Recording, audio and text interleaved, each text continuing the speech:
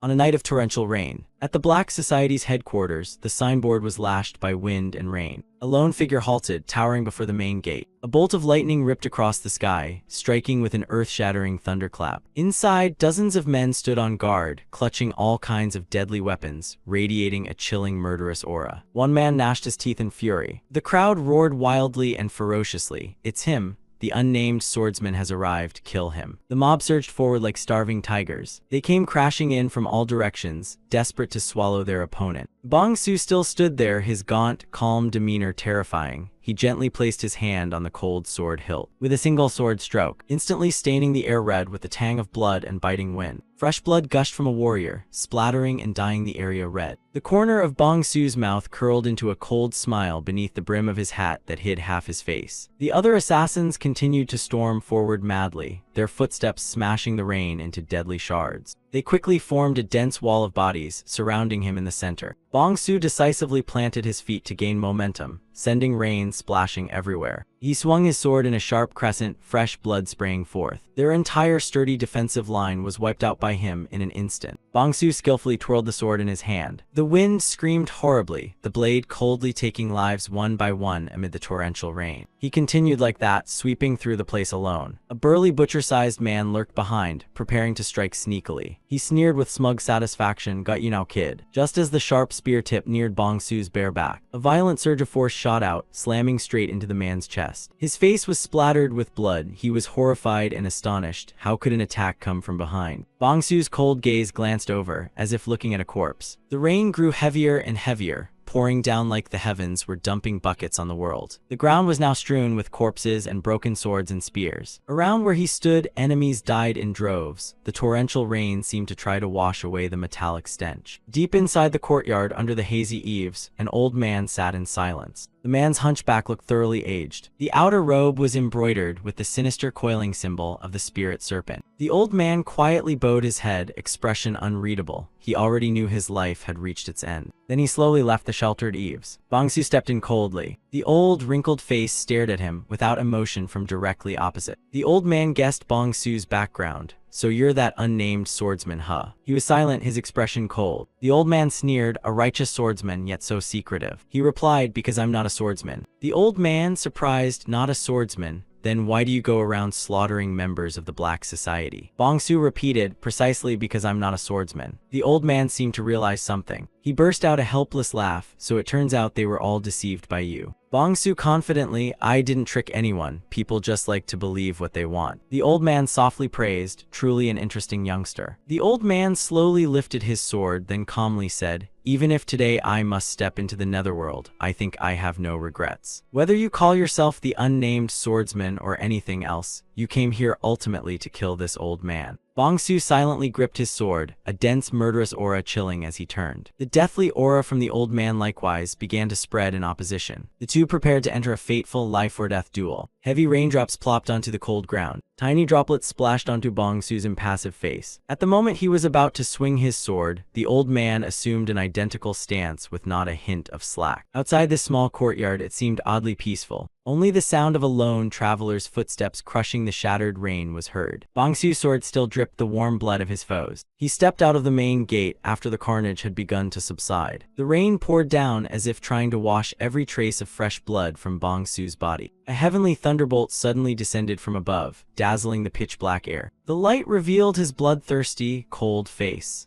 An era of blood and blades began here. It opened a journey from which the darkness of the past would never sleep. Crimson petals fell tilted, then sank into the thick pools of blood. Fresh blood glossed the cold stone floor, staining an entire scene of mourning red. Someone quietly stepped forward, their heels squelching in that blood with a gruesome splosh. Strangers wearing robes embroidered with ciphered symbols on their backs were marching in. Under the gate of a manor set in a deep mountain gorge, the place was packed like ants. They wildly waved banners that filled the sky with murderous intent. A high monk at the front couldn't contain his shock and cried out in sorrow. "Is this really the famous Manhwa Orthodox school I once knew, with countless corpses before us?" He softly chanted, "Adidapietlarawaniditi." Another person from Wudang gaped in astonishment. "This is the work of a demon. Who could have bloodied Mount Hua like this?" Someone beside him caught on.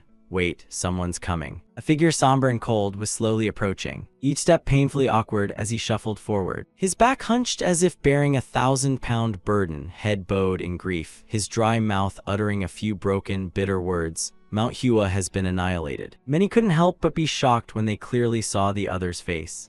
It's the manhwa swordsman, could you still be alive? The manhwa swordsman slowly lifted his head and whispered in ragged breath, only by a single person. Just then, a burst of sword light blazed, tearing the air as it streaked like a lightning snap. The whole crowd immediately tensed to the extreme.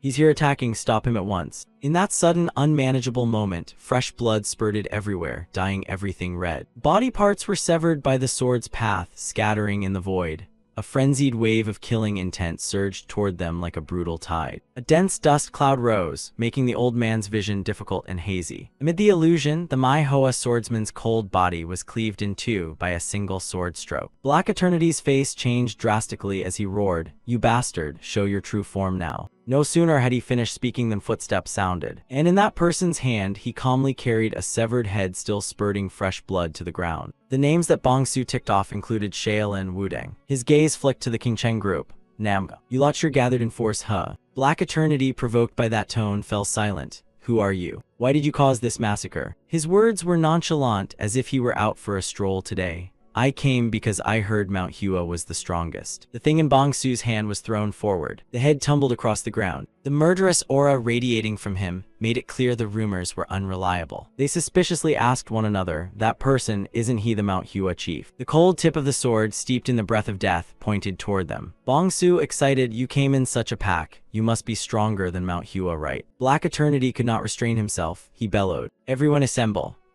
Black Eternity declared, we'll kill you here and offer the soul of Manhwa in sacrifice. With that, they lunged at Bongsu, each displaying their signature strengths to attack him. Bongsu grew even more thrilled at today's lavish feast. This place really is entertaining. Back in the present, he was wearing a virtual reality headset. Bongsu's hand removed the headset from his face. He let out a heavy sigh after that intense round of gameplay. Bongsu wondered, is a combined strike from so many still too much for me? He glanced at the headset in his hand. It's a recently developed martial arts VR game. It's notorious for excessive gore and violence, including throat slitting and limb severing and extreme brutality, and it's flooded with complaints demanding it be shut down. Bongsu said regretfully, but there's no game quite like it. Next time I'll have to use a more discreet method. Just then, breaking news on the broadcast reported that Mr. No of the Dido Corporation had gone missing. Bongsu, hearing that, thought it might be an assassination. Suddenly, a cry for help sounded from behind him. Bongsu turned to look toward the darkness behind him. A weak voice rang out, help me. He suddenly remembered, right. Bongsu got up from the sofa, casually grabbing the hammer placed beside the chair. Someone was being blinded, repeatedly begging, please spare me. The man who had been on the TV news, now bruised and battered in his face, was pleading in Bongsu's room. Help me. Bongsu hoisted the hammer and sat down to observe his opponent. He squeezed No's face and asked, you want me to save you? The man pleaded, look, I don't know why you kidnapped me, but I really didn't do anything. Before he finished, Bongsu tossed something down. They were photos documenting No's cruel deeds, the bad things he'd done. No flew into a rage. How do you have all this? Bongsu tested the hammer in his hand, his tone indifferent. If you really did nothing wrong, you wouldn't have become my prey. An invisible fear rose in No, his mouth non-stop begging. I'm sorry, please, please spare me. Bongsu grabbed his hair, as you know. That plea for mercy, whether I hear it or you do. Isn't it getting boring? The hammer in his hand rose. No's face went dark, calculations racing in his head. He dared to shout. Using all his strength, he smashed his head against Bongsu's lower body, sending him reeling backward. Bongsu's feet skidded back, temporarily creating distance between them. No continued struggling to pull at the thin cord behind his hand. The fragile cord snapped. He growls, you bloody dog. No grabbed the hammer, the thing that almost killed him. Things changed. You're just dead meat now, kid. Bongsu's eyes showed brief surprise, then the corner of his mouth twitched. He was oddly entertained by this prey's final struggles. As No leaped up and swung the hammer down, Bongsu acted. His foot nimbly dodged to the side. The hammer brushed past his shoulder. No reflexively glanced aside, only to see Bongsu's fist already raised. A powerful punch came down on the man. No was in such pain his face changed color, sweat pouring down. He then lifted his leg, delivering a straight kick to the man. No flew backward, his heavy body slamming to the ground in agony. He felt his bones inside threatening to crack. No crawled toward the faint light, his will to live still clinging.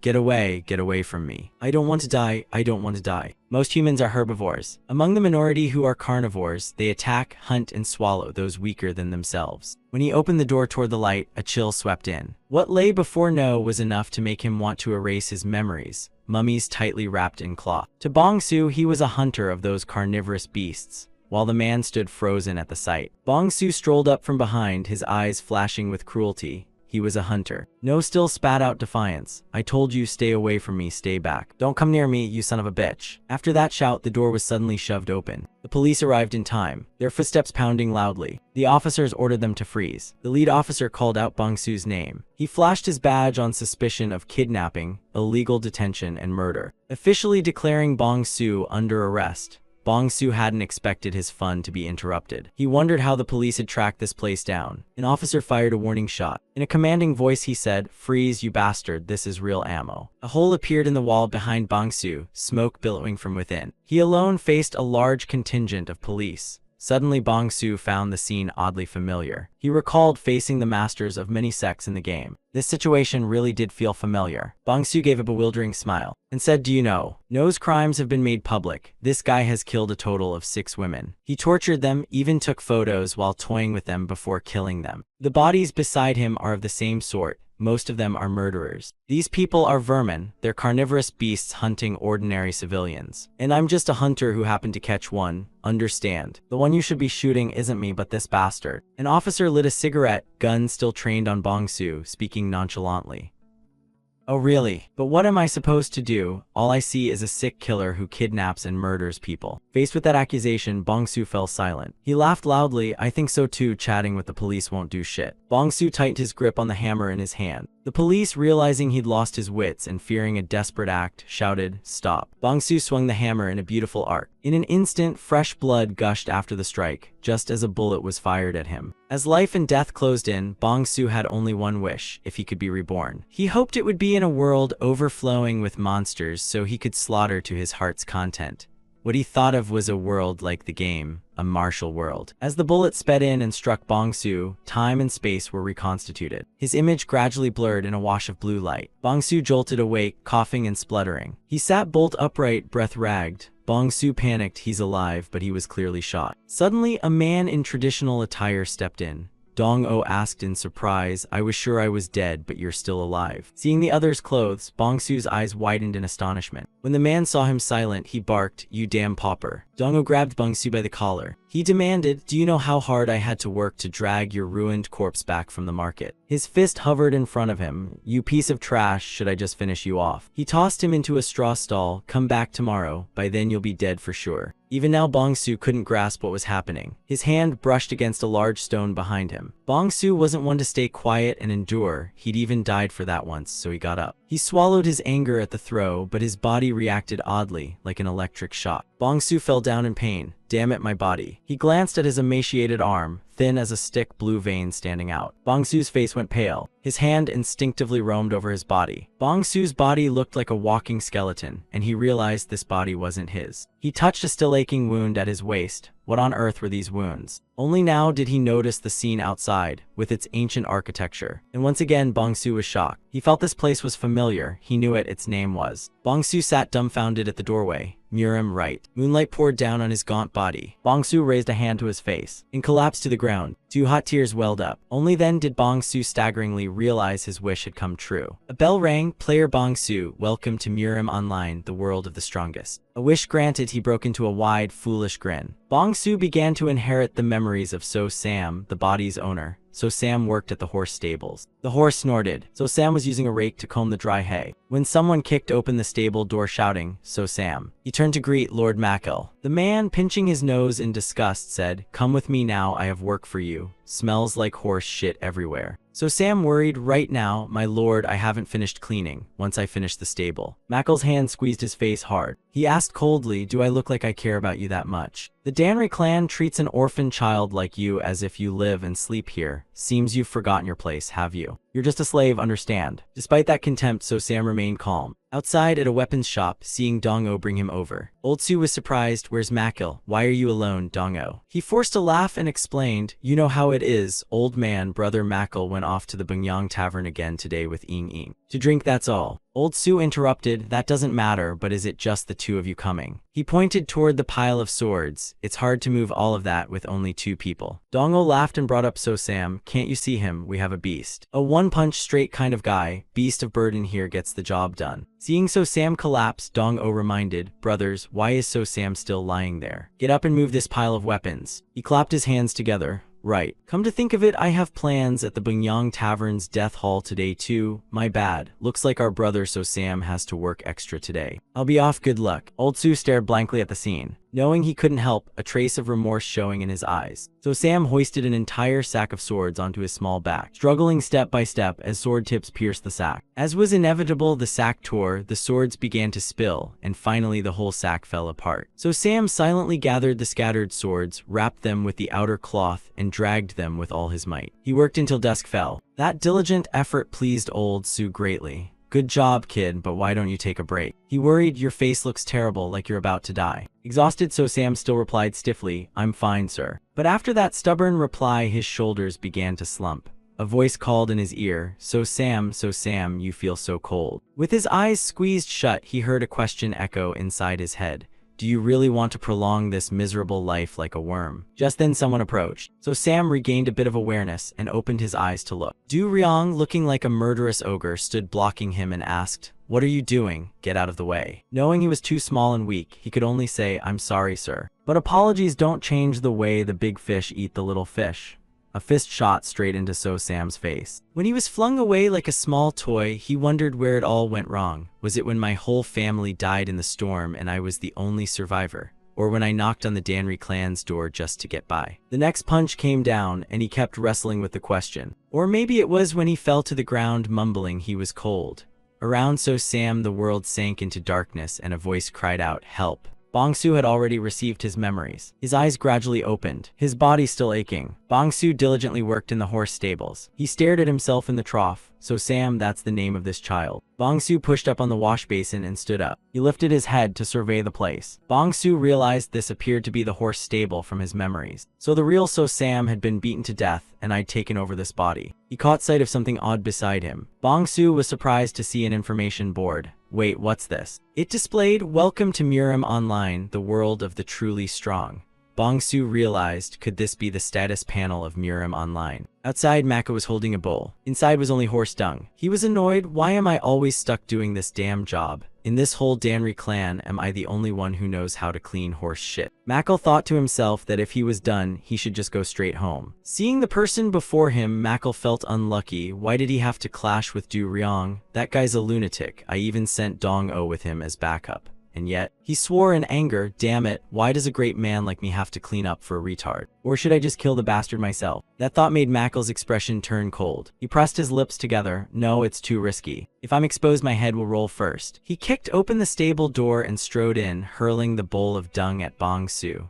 You useless worm, why are you still alive to make my life miserable? He sat there as the dung bowl landed between his legs. Bong-su's lips were cracked and parched. He cast a slight glance at the man. He thought to himself, has it already been 2 weeks? 2 weeks since I woke up here. Based on what I've gathered from Makel and the outside world, here's the situation. First, people here use Chinese characters, but this isn't China. The reason is that Bong-su discovered martial arts, skills that only existed in movies and novels. People can fly through the air and move faster than the eye can see. Outside in the yard, disciples were practicing swordplay. They stood in neat rows, their shouts echoing across the yard. Bong-su watched them intently, thinking that here those martial arts were vivid reality. It's like a real-life version of Murim Online. Second, this status panel and system. To be exact, I don't understand why Murim Online's status panel is working and only I can see it.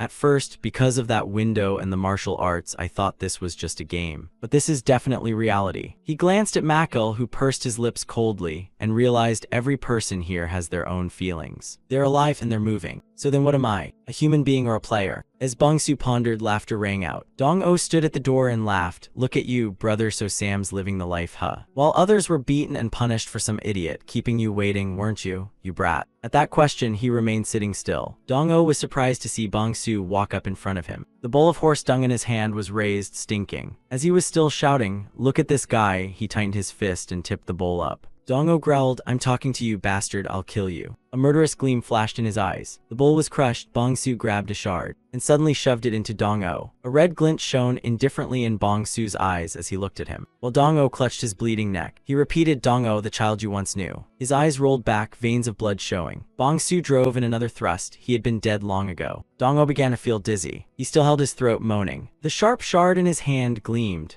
Bong-su smiled bloodthirstily and plunged again. Warm blood spurted out in a spray. Soon his body was splattered with enemy blood. Fresh blood sprayed around like rain. Dong-o's body collapsed with a thud. The air reeked of blood. Each drop of blood shot up like a fine rain and fell onto his face. Bong-su even felt the blood's temperature, too hot. He had found the path he must take in this martial world. Whether human or player, it didn't matter. Just as I thought, there's no doubt, this place is reality. I can sense the great law of this world radiating from this guy in Makil, which is the jungle law, the strong defeat the weak. If it's here, I don't need to hide my true nature. I can hunt to my heart's content, because creatures like me are no longer mere prey. And even stranger, stronger beasts roam freely in the forest they call Murim. As soon as this body recovers, the hunt will resume for true predators. He spread his arms wide, enjoying this lawless, strength-dominant place. From now on, Bong-su declared this would be the new Murim. Until night fell, the walls stained with blood while Dong-o's corpse had gone stiff. He boredly sat back against the wall and stared at the body. Bong-su pondered, normally a guy like this isn't worth hunting, but there's one thing I need to verify. He sat waiting to see if his hypothesis was correct. The system screen appeared. Bong-su discovered something different about the inventory. In Murim Online, inventories are grid systems where each item takes one slot. But this inventory was just one vast contiguous space. His hand slipped through as soon as he tried to touch it. Bong-su estimated it was vast, at least 300 m2. He held his hand there a little longer to feel it. Then his hand slowly withdrew from that space. Bong-su touched Dong-o's corpse. In the game it works like this, right? His hand landed on the cold face. He issued the command to store it. Dong-o's body gradually disappeared. The corpse turned into a faint illusion, and even the blood was drawn into the space. Bong-su froze. The huge object vanished in an instant. This feature is absurdly useful. I can definitely make use of it. Wait, can I put living creatures in here? If I do, will they still be alive? Or will I need to experiment a bit more? The next day outside, Makil was standing laughing with someone, while Bong-su diligently swept with a broom. The two of them chatting about who knew what, looking especially merry. He scowled and glanced toward them, and from behind, someone took aim at Bong-su. A hand came down and smacked his head. Makil scolded, "You idiot, I heard you're mute now, huh?" Bong-su sputtered a few sounds. The man prodded his body. "You mute brat, don't be lazy here." Makil pointed into the stall, "Take that horse out for a walk." Bong-su obediently bowed his head all of a sudden. Makil grumbled, "What am I to do with a brat who can't even speak properly? And you take the horse outside." The market street bustled with trade. People came and went, buyers and sellers filling the place with life. Bong-su's gaze flicked to one side. In a narrow gap between two stalls, a group of kids was peeking out there. And one bold child hurled a stone toward him. "Catch this." Bong-su tilted his head as the stone sped past, but it nicked his temple and blood trickled down his cheek. The kids jeered, "Look at the idiot, so Sam the fool, he can't even talk anymore." A kid pointed and mocked, "So Sam's mute." A murderous aura pressed oppressively around Bong-su. The child hurriedly rubbed his eyes, and he struggled to speak. Then Bong-su led the horse and turned to leave. Behind him, a kid drew a breath. He shouted insults, "So Sam lisping, so Sam is mute. He can't do anything right, he's an idiot." Small stones were thrown at Bong-su's back. He ignored the kids and walked away step by step. Makil was complaining, "A real man like me shouldn't be stuck here polishing weapons. That damn Dong-o hasn't shown his face for days now. Has he kicked the bucket somewhere already?" As he approached a room, he saw Bong-su open the door. Surprise flashed across his face. Inside, the armory gleamed. Makil suddenly realized, "What? How did you come out of there?" Bong-su just smiled without speaking, broom in hand. Makil thought in astonishment, "Wait, this brat already did all my work. He nearly died and now seems like a whole different person, nimble, efficient, even doing things I didn't ask for. Could he finally have become a person with a soul?" Bong-su pointed to a small pouch in his hand. When he opened the pouch, it was filled with coins. Makil was surprised. "This is..." Extreme astonishment spread across his eyes. Seeing the money, his eyes lit up in praise. "Not bad, kid. You finally understand how the world works. My people are different. Keep it up from now on." Makil couldn't help smiling as he hugged the pouch of coins and left. He walked away with a blank, stupid look on his face. He didn't even realize he was paying for his own coffin. Meanwhile, Makil strutted down the street, tossing the coin pouch in his hand, thinking smugly that one shouldn't sulk all day, be flexible like this. He gauged the weight. The bag's feeling pretty fat today. Maybe I'll visit Chosun today instead of Ying. His steps stopped at the brothel. The madam greeted him enthusiastically. "Welcome, honored Makil." Makal immediately ordered, bring Chasun here. The madam was surprised right away. You usually ask for Ying. Wait, Chasun. He confirmed, yes. The madam's face darkened. Makal thrust the pouch forward. You doubt me, here's the money, take it. The madam smiled brightly. Thank you, master. Please come up to the last room on the second floor. I'll bring Chasun right away. He went inside and sat waiting, his breath quick with excitement. A seductive voice rang outside the door. I'm coming in. Chasun here, at your service, master. Seeing her hot looks and body, Makal was delighted. She was in a different class from Ying. He cleared his throat, trying to appear composed. Sit down here. Chasun knelt and served eagerly. Let me pour wine for you, master. Makal agreed. All right, pour away. By the way, her hands are really pretty. Come a little closer. Yes, closer still. From a crack in the wood, Bongsu's red eyes gleamed. He stood there silently watching everything. Earlier, the madam had invited him. If you go to the last room on the second floor, I'll bring Chasun right away. Makal clasped his hands behind his back and swaggered through the inn's main door. He sneered inwardly. Does he really pick a woman of that age to be his daughter? He glanced at the heavy pouch of coins in his hand. The madam grinned lewdly. Forget that thought, money's all that matters. At that moment, Bongsu approached. The madam, surprised, welcomed him. You are. When he saw him clearly, he recognized So Sam. Bongsu stepped forward silently. The madam's face fell when she saw him. Mute, do you know where this is? Get out of here before I. Bongsu thrust out a pouch of coins, silencing the madam mid-sentence. Bongsu stood there, both hands offering the pouch, making a few muffled sounds. The madam took it and slowly opened it to inspect. Inside was filled with coins. The madam's eyes shifted. She beamed and said, if you wait in the second room from the end on the second floor, I'll bring an Ying right away. Bongsu successfully entered the inn. His hand was still wrapped in bandages. Meanwhile, Makal had stripped off his clothes, ready to show off. I've still got my charm, he thought. The bandaged hand reached through and looped around his neck. Feeling the strangling, Makal's eyes flew open. His throat was squeezed so tight he couldn't make a sound. He groaned a few times as Bongsu tied a neat bow at his throat. Then the cord was tightened without mercy. Makal tried to glance back. What you bastard you are. Bongsu hauled up on the cord with force. He tightened it enough to lift the man's body. Makal's breathing grew labored. While savoring the moment of his prey's impending death, Bongsu's gaze remained unchanged, cold and deep. Both fell to the floor, Bongsu underneath, his hand still pulling the cloth tight. Makal's eyes rolled back white. Makal's hand flailed upward, and he instinctively grabbed at the cloth around his neck, trying to pull it loose. Bongsu leaned his back against the wall and kept pulling the cord, until Makal's struggling slowly exhausted itself. The light in his eyes dimmed, veins of red blood clouded them. Bongsu's gaze was like a ruthless wolf. Makal's hand fell limp to the floor, and Bongsu had succeeded in killing the second man since arriving in this world. Only then did Bongsu allow himself to relax. His foot brushed the soft hem of her dress. Chasun was now lost in sleep. Bongsu prepared to stand up, and he walked over to where she lay. Bongsu sat down beside her, his cold eyes glancing at the other side. He considered her little more than a grazer. Without will or strength to defend herself, Bongsu spared Chasun for the time being. He rose and walked toward the wooden wall. His hand touched the door, the hand still wrapped in the cloth cord. When the space screen appeared, Bongsu announced he was storing it in the inventory. Bongsu was secretly pleased. Good thing he'd practiced using the inventory. It would surely be very helpful for future hunts. His eyes flicked to the side, and when he saw the display, Bongsu wasn't very surprised. Indeed, I received experience points. Killing people in this world grants experience points. And when I accumulate enough experience, I can level up. Leveling up will make me stronger. And when I'm stronger, hunting will become much easier. If hunting gets easier, I'll gain experience even faster. That means I could become infinitely powerful here. What a wonderful world. Bongsu celebrated this unexpected bonus. Then he bent down to look at Makal's corpse. He signaled with his fingers as if to take a photo. Makal's face filled the frame. Bongsu said, too bad I don't have a camera. Outside, the madam was standing and waiting. Someone hurried over to her, and Ying quickly asked, were you in there? She urged, pointing at the room. Ying, why are you taking so long? Go in, though he's mute, he paid, so he's still our customer. She replied, I know, sorry was I a bit late. The madam thought to himself, but honestly. He called toward the room, are those two planning to move in together or what? No answer came. The madam knocked on the door, brother Makal, long time no see.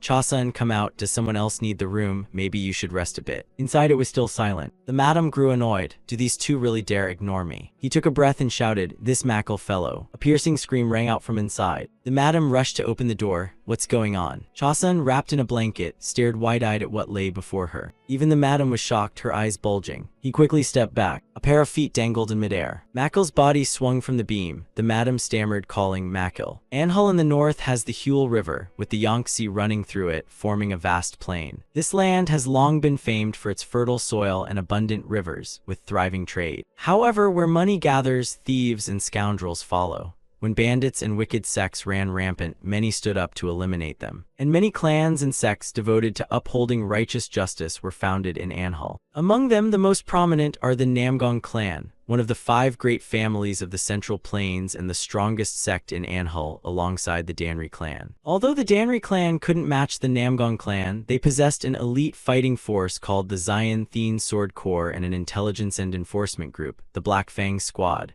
Their reputation had spread far across Anhul. Especially the Black Fang Squad's intelligence gathering was so formidable that even the Jiang Brotherhood had to admit it. Those who never lagged behind anyone in information conceded that the Black Fang outperformed them at least within Anhul. But recently, that very Black Fang Squad was troubled by a new case. Scene shifts to the Anhul capital. Inside a study, someone was reading letters. This person was Gi Dihyo, leader of the Black Fang Squad. He froze and asked, "Another suicide? Is this a plague or what?" He thought to himself, nearly 100 people had killed themselves in the past few months. Suicides happen, of course, but at most 1 or 2 a month, never this many. Something very strange is going on. The strangest thing was how perfect the cases were. The evidence and circumstances of every case clearly pointed to suicide. But is that really plausible? Gi Dihyo asked who was the first to die. A subordinate replied, a clan blacksmith named Makil. He belonged to the clan. You mean your Danri clan subordinates confirmed that? Gi Dihyo asked further, so where did Makil kill himself? The report said at an inn, sir. He stood and walked toward the door. Let's go. The subordinate was surprised at this dedication.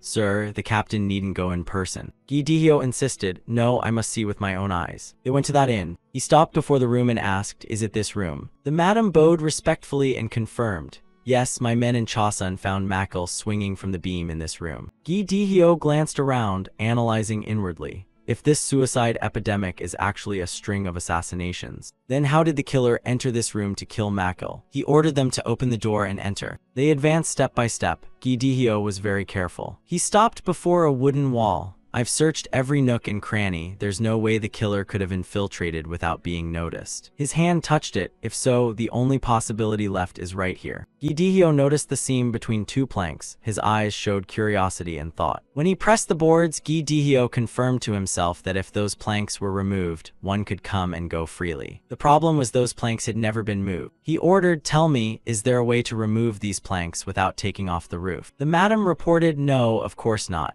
These planks are fixed into grooves on the ceiling beams and floor beams. They cannot be pulled out without first removing the beams. Gi Dihyo still wouldn't accept that absurd conclusion. So was it truly suicide? He changed questions. Was anyone in the next room when Makil died? The madam replied, yes, there was another guest in the room opposite him at the same time as Makil. Gi Dihyo's eyes went cold. Who was it? She answered, so Sam of the Danri clan. Currently Bong-su is leading a horse down the street. He was staring intently at the information board. The experience points gained from the person I recently killed were higher than those from previous victims. That person must be a martial artist. Killing a stronger one yields more experience points. But if I faced a true martial artist now, I'd definitely lose. Even the weakest martial artist of the Danri clan is stronger than me. I need prey that can bridge the gap between ordinary people and martial artists like the one I killed the other day. While he was pondering, a voice cut through Bong-su's thoughts. Long time no see, our So Sam looks sharper these days, huh? The people opposite called out, so Sam, long time no see, when you meet your seniors you should greet them.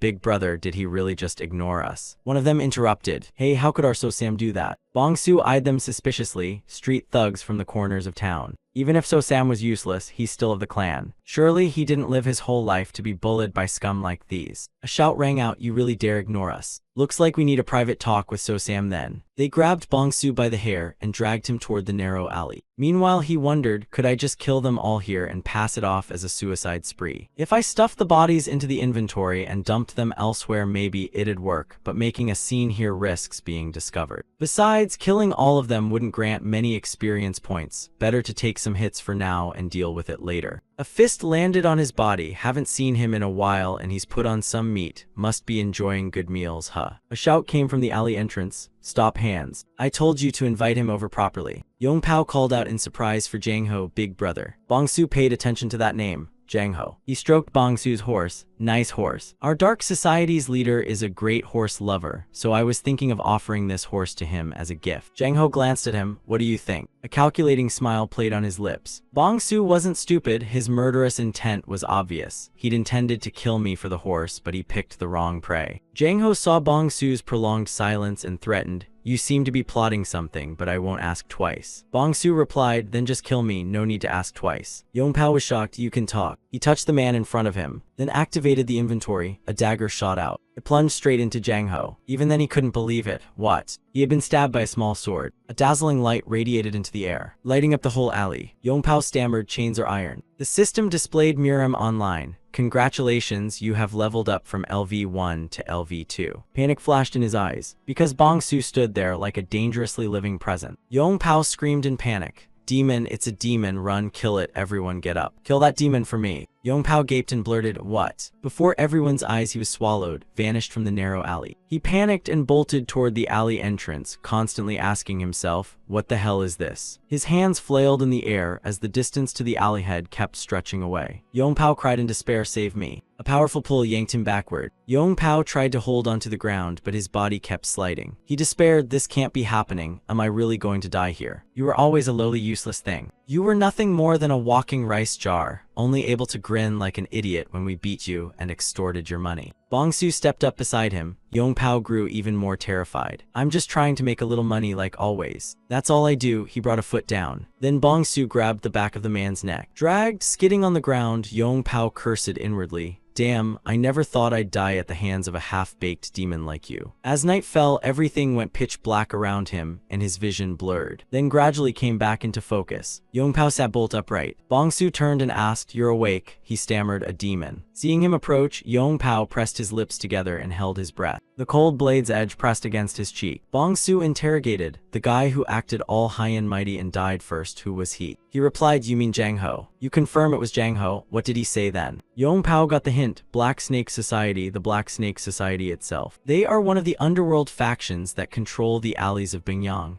Jang-ho is a member of the Black Snake Society. Bong-su took note of this. A member, huh? Now that he thought about it, Jang-ho had mentioned his leader too. Yong-pao confessed, "Yes, the leader of the Black Snake Society is Bang Po-yom. It was that bastard Bang Po-yom who ordered Jang-ho to kill you and steal your horse, young So-sam." He thought to himself that the underworld and the Black Snake Society had hierarchies and bosses. They resembled organized crime groups in this world. Bong-su sheathed his blade and praised, "Good. Now tell me everything you know about the underworld and the Black Snake Society. If your information is useful, I might spare your life." Yong-pao was elated. "I can live. Is that for real?" But after he confessed everything, the man was dealt with by him. Bong-su raised his hand to summon the inventory and breathed out. "Have I finished dealing with them all?" He looked back to find nothing behind him. Bong-su wearily sat down. He thought to himself that today he'd learned a few rather important things. The underworld, I need some offerings to level up using those who sit between ordinary people and martial masters. And by chance I encountered perfect targets. From now on, I'll prepare to hunt these guys. He looked at his hands, now unwounded from the level up. They had completely vanished. As soon as he leveled up, all previous wounds were healed.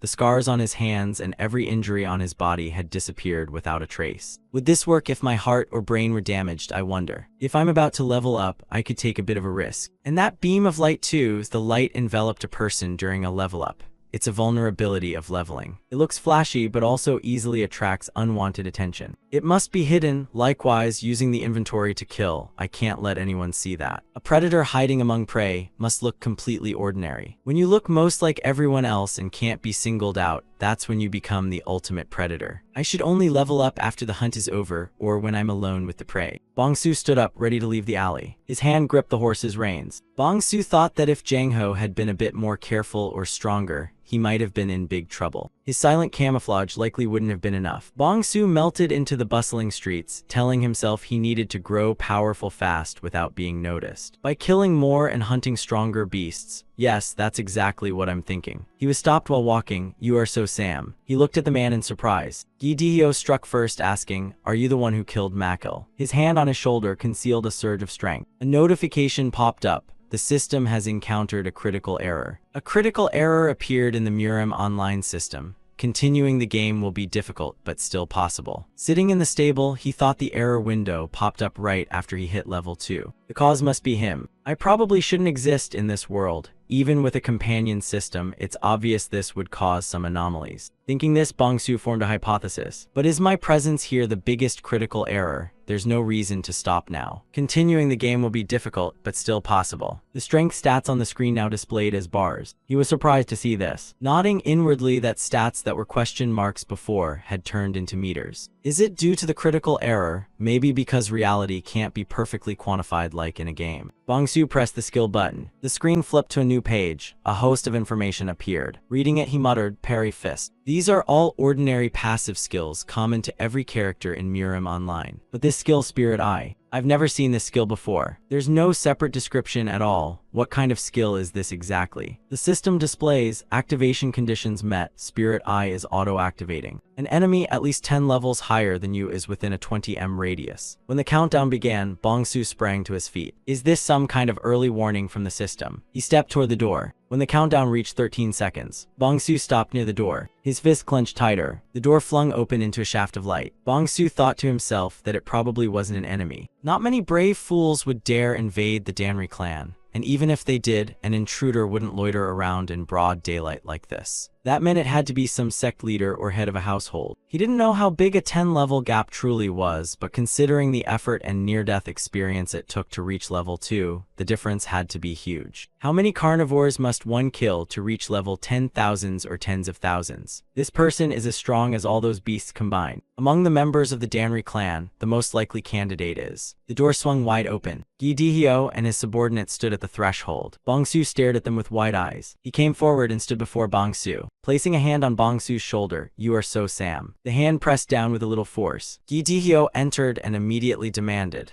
"Are you the one who killed Makal?" He acted terrified, gaping, and unable to form a word. Bongsu's mouth kept making startled noises. Gi Dihyo's expression hardened. His hand squeezed down hard on Bongsu's shoulder. He felt as if the bones in his shoulder were being crushed. A piercing pain shot through him, an electric current running along his body. His eyes widened from the pain. A small ball of electricity condensed inside Bongsu, while Gi Dihyo continued to increase his internal power. A small black orb formed. His hand stopped and lifted off the shoulder. By then, the fabric on the shoulder was worn through. Bongsu still stood there dazed and suspiciously watching him. Gi Dihyo snorted, then turned away with a sullen face. "Let's go." A subordinate called anxiously, "My lord, yes sir." He watched the two of them leave. His face went as dark as ink. In the darkness, Bongsu's eyes glowed red like a predatory beast. Everything sank into pitch black night. When they stepped outside, Soo-hyun curiously asked, "My lord, why did you leave without interrogating him? Don't you suspect that kid, so Sam?" Gi Dihyo replied, "I already did. So I infused my true chi into his body to probe his meridians. If he had practiced any basic martial arts, traces would certainly remain." Soo-hyun asked in surprise, "So what did you find?" He answered, "Nothing at all. There isn't a drop of internal energy in him, just an ordinary child who's never trained in martial arts." I wonder, were all those people not assassinated but self-destructed? If it truly was an epidemic, how many more lives would be lost? On that eerily bright night, contrary to Gi Dihyo's fears, the self-destruction plague vanished from Bungyang. Instead, a fetid wind of blood rain began rising through the city. On a certain moonlit night, raindrops fell softly, and the small town was completely silent. At an inn that was still open, a few people sat inside eating and drinking. One man raised his cup and drank, then slammed it down on the table. He wiped his mouth with his sleeve and asked, "Heard any news?" The other understood immediately. "You mean that nameless swordsman? Everyone's been talking about him." He cut in, "You should call him the nameless hero. He's busy personally exterminating those evil cultists." A companion at the table whispered, "Keep your voice down, someone might hear." He kept speaking loudly for them all to hear. Half of the powerful dark sects like the White Tiger Unit and the Red Wolf sect have already been annihilated. The man across signaled thoughtfully that a few still remained. If the dark sects heard this, it wouldn't be good. He didn't care and said they'd soon be next. Our great nameless hero will crush those bastards. In a corner, someone had been watching them. Clad in a hooded cloak, this person left the inn. They looked mysterious, their face not even visible, and stepped out into the rain, passing by a beggar sitting by the roadside. The beggar noticed them, as a lightning strike illuminated the figure in the heavy rain. Outside the main gate, someone was on guard, but he was negligent, dozing against the rear gate. Someone annoyed by this knocked hard on his head, then scolded, "Are you dozing off? Own up, you worthless subordinate." The man beside him ordered, "Sober up. Don't you know everything's in chaos because of that nameless swordsman? 3 dark sects have already been wiped out, 3 of them. Now only our Black Snake Society remains. The guard's mind grew foggy, so his eyes stuck half shut, and his comrade walloped him. You bastard, are you dozing off again? But the man collapsed, blood spurting out. As everyone drew their swords, don't tell me that nameless swordsman didn't know the danger creeping up behind him. Both gate guards were dealt with swiftly at the main gate of the Black Snake Society. The blade flashed in the rainy night. The heads of a few of them tumbled clatteringly down the steps. Bongsu's indifferent, casual gaze flicked over. He decisively shoved the heavy gate open with both hands. Bongsu entered alone. Heavy rain soaked his cloak. Arrows like rain shot out from inside, and Bongsu quickly slipped back. He frowned, eyes sharp and alert toward the front. A crowd had long been waiting, weapons brandished in their hands. Someone from that side shouted out, "Hey, I knew you'd come, you damned nameless rat." Faced with their overwhelming numbers, Bongsu stood there utterly calm. Both sides froze into stillness, no one rushed in yet. The crowd before him stretched along the city wall. Lightning crashed down from the high sky. The leader ordered, "Kill him, put that bastard down for me." A mob surged forward. They circled around Bongsu. A dense killing intent radiated from him. Each sword stroke sent a gust smelling of blood and rain. System message, Hontao Thien Quan. A crimson blade like the Reaper's scythe slashed toward them. Everyone stood stunned as if someone had hit the pause button. But he kept sweeping, turning the place into a river of blood. Bongsu's body moved fluidly and flexibly as he rampaged through them. A few from afar, seeing that bloody gale, fearfully looked back at their leader. He cursed in anger, "Damn it, get out of the way, I'll kill that bastard." He rushed toward him. Bongsu grabbed the arm of a sacrificial lackey, then flung him toward the leader, and pierced them both with his sword. The leader, surprised to have just stepped out, was swiftly slain by one of his strikes. Behind Bongsu, someone lunged in a surprise attack. "This slippery bastard's got you now, you piece of trash." He glanced coldly at the attacker. Bongsu drew his sword, while the man was laughing arrogantly, standing still and offering up his head. A flare of light burst in the night. He summoned his inventory, a sword shot straight at the man. Even as he was dying, the man couldn't comprehend how a blade had launched from behind him. Warm blood spurted toward him, and from behind someone had stabbed into Bongsu. His body crumpled down. The man wildly swung his broken saber, and finally landed a proper hit on you. "Seeing you slaughter our brothers like that, I thought you were some kind of monster. Turns out you're just a mere mortal, which means you can be killed." You grabbed the blade barehanded from your own body. The hat on your head fell to the ground. They realized the horrific truth, but that bastard is smiling. Their action enraged Bongsu, making him even more feral. A heavy downpour began to fall, near a small wooden house beside them. Someone panicked inwardly, thinking the screams had quieted down a lot. "Damn it, is he planning to kill us all by himself?" One man clutched his head and wailed that we only extort townsfolk a bit, traffic humans, sell girls, and bootleg liquor. Only that, we only kill useless people. Goddamn, there are worse people than us in this world. Just because they're strong, does that make us weaklings? One of them decided, "Damn it, kill him right here. Go through the back alley and you'll reach the sect master's manor." "All right, come here, you bastard. In the darkness, we hold the advantage. They're hiding, wait for Bongsu to pass when he reaches the gate." This man shouted and gave the order to fire. A volley of arrows launched from the wooden house. A thick rain of arrows fell where he stood. A curious guy peered out. "You dead yet?" There was a thunk, and he turned to see one of his men collapse. In an instant, the heads of the others flew off as if without wings. He stood there, his vision blurring with blood. Pitiful cries rang out, "Help him." He froze. "Brothers, don't tell me they're all dead, huh?" Seeing Bongsu approach, the man asked, "Are you the nameless swordsman? What the hell do you want? What did we do wrong for you to hunt us down like this?" Having said that, he gaped, for he had clearly seen Bongsu's face. He shouted, "You're no Grim Reaper. What right do you have?" Before he finished the sentence, his head flew off, and his body thudded heavily to the ground. You said calmly, "I only want one thing, your lives." Outside the main gate of the Black Snake Society, blood from the two headless corpses leaked, mixing with the rain. Outside were also numerous corpses. Lightning cleared the sky as Bongsu walked to a house at the foot of the mountain. He thought silently that only the Black Snake Society's sect master, Bang Po Yom, remained. First was the White Tiger unit.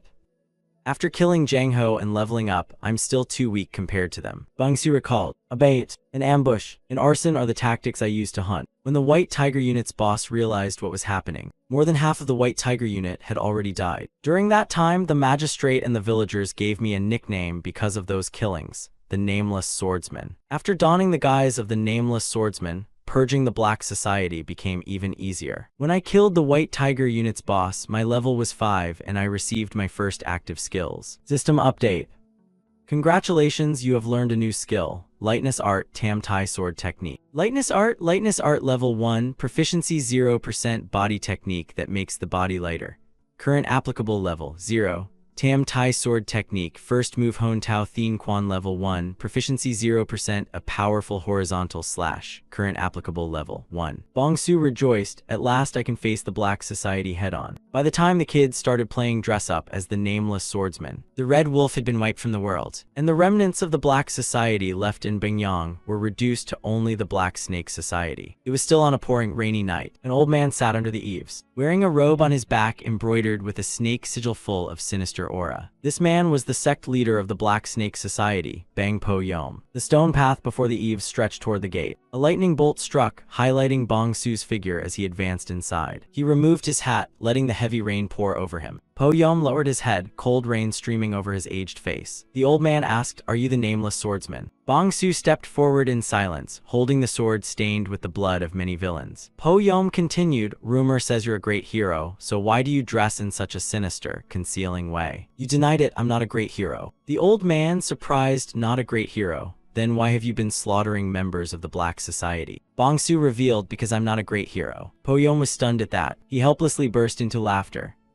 "You fooled everyone in Bingyang." You replied, "I didn't fool them, they chose to believe it." Po Yom lifted his sword, "You're rather interesting. Even if today I end up in the Yellow Springs, I won't regret it. Come then, whether you are the Nameless Swordsman or not, you came to kill me, I will test your strength." A cold, murderous aura radiated from the old man, facing Bong Su, whose chi suddenly surged. The two faced each other, pressure emanating as if to crush the opponent. Raindrops pattered onto the ground. A bloodthirsty gleam flashed in his eyes, and a light also flickered in the old man's gloomy, aged eyes. Their swords clashed with a sharp, piercing ring. Light radiated, the sword intent keen as a strong gust of wind. One of Bong Su's sword slashes swept across the opponent. Po Yom forcefully blocked. He spotted an opening, and when the blade swung, you leaned back too short, you couldn't reach. The tip of the sword missed into the empty air at Bong Su's ribs, but still sliced through his arm. Fresh blood spurted out, and Bong Su was sent flying backward. He stood stunned and glanced at his wounded arm. Po Yom grew excited at the sight. It seemed your body wasn't in top condition. The old man seized the opportunity and lunged again. Bong Su reacted nimbly and used his sword to parry. The blades clashed and sparked. Po Yom fought more fiercely, attacking like a storm. He thought to himself that the man kept targeting his wound. At this rate, I'd surely lose, even if I had to sacrifice flesh. Another slash cut across Bong Su. The old man demanded, "What the hell are you thinking?" You blocked the strike and countered with the Tam Tai Sword Technique. He laughed and asked, "Got you?" The sword in his hand coiled like a snake around Bong Su's wrist. You gasped in shock, a serpent sword. Fresh blood gushed from there. Bong Su felt the pain where the serpent sword coiled. Po Yom smugly said, "Impressive effect.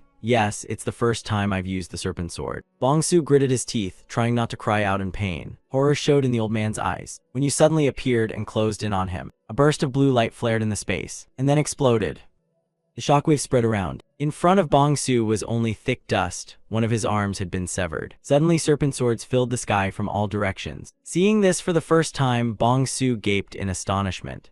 The fragments of serpent swords merged into one. He stared wide-eyed at that horrifying sight. The serpent sword transformed into a giant entity, making Bong Su look extremely tiny standing before it. Po Yom strolled out and said, "You're strange, very strange, not hesitating to use your own body as bait, huh? That's not how a martial artist fights, that's the way of an assassin or a hunter." The cold rain pounding his face only sharpened his senses. Po Yom sneered and asked, "Do you know why?" He opened his jacket to show his cards. In life-or-death duels among martial artists, the more tricks you hide, the better. I have more and you have less, that's your fatal strategic mistake. Bong Su calmly watched the opponent reveal everything. Seeing you surrounded by serpent swords, Po Yom spoke, "It seems you've run out of moves." At first, Bong Su let the serpent swords slowly surround him. Bang Po Yom was smug, then die. The serpent swarm roared. The Nameless Swordsman, the wide mouth of the serpent sword yawned open. Bong Su sprang up quickly and hooked a sweeping kick with his leg, a thick cloud of dust blotting out sight. Bang Po Yom thought to himself, "You dare use a dust screen to blind me." He shouted, "It's all useless." The bodies of the serpent swords coiled through that dust, and its sharp tail struck Bong Su. Bang Po Yom gleeing, "Finally I've got you, brat." Suddenly he realized, wait, this is. He saw the serpent sword pierce, not you, but a member of the Black Snake Society. So where's the true body then? Bong Su was above, the sharp blade pointed down. He executed the Tam Tai Sword Technique second form, the heart-piercing slash. The old man sensed the situation turning against him. From above, a strong sword intent descended and pierced Bang Po Yom.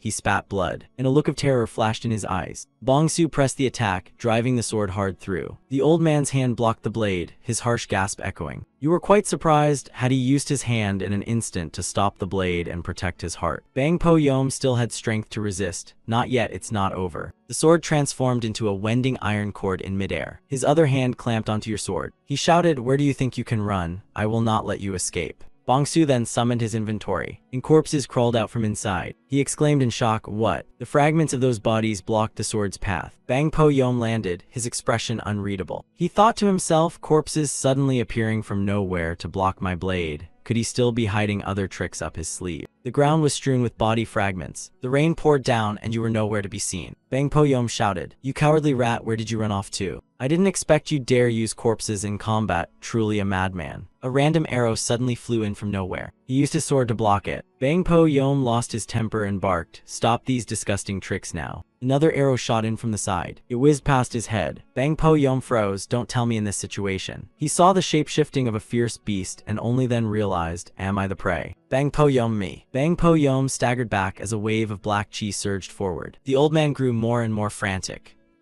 "Found you." The serpent sword thrust into that patch of black chi, and then Bang Po-yom realized, wait, that one is also. Shards of corpse fell. The murderous chi like a beast lurched up behind him. A strike from behind pierced Bang Po-yom's chest. Time seemed to freeze in that moment. You withdrew the sword and the old man staggered forward. Bang Po-yom's chest had a tear. He snarled, "You bastard. So you've wiped out the Black Snake Society members in Bingyang. Why on earth did you do that?" He heard the answer, "Do I need a reason? Humans have always killed one another, since they still look like apes until this day, even after they built civilization. Isn't it the same here? The strong trample and seize from the weak. You're behind the sword at my throat. This time I'm simply playing the strong one." He felt cold at his neck, bloodshot veins showing in his eyes. High in the sky, the moon gradually reappeared as the clouds cleared. The downpour shifted below. From the small house at the foot of the mountain, a burst of power exploded, lighting up the surroundings. Bong-su stood on the stone-paved road, the sword raised on his wrist, the blade cutting the fabric wrapped around his wrist. Bong-su thought to himself, with the death of all Black Snake Society members in Bingyang, my preparations are complete. Now it's time to move to the next phase, where the strong grow stronger and the prey becomes harder to hunt. Enter the Jianghu of martial arts. At the headquarters of a mysterious organization located beneath a treacherous mountain, there were already dozens of people inside. Sitting behind the screen was a man of imposing bearing. He asked how much longer until the true demon war. Someone below answered, 2 years remaining. 2 years, it's time to slowly kick off the grand plan then.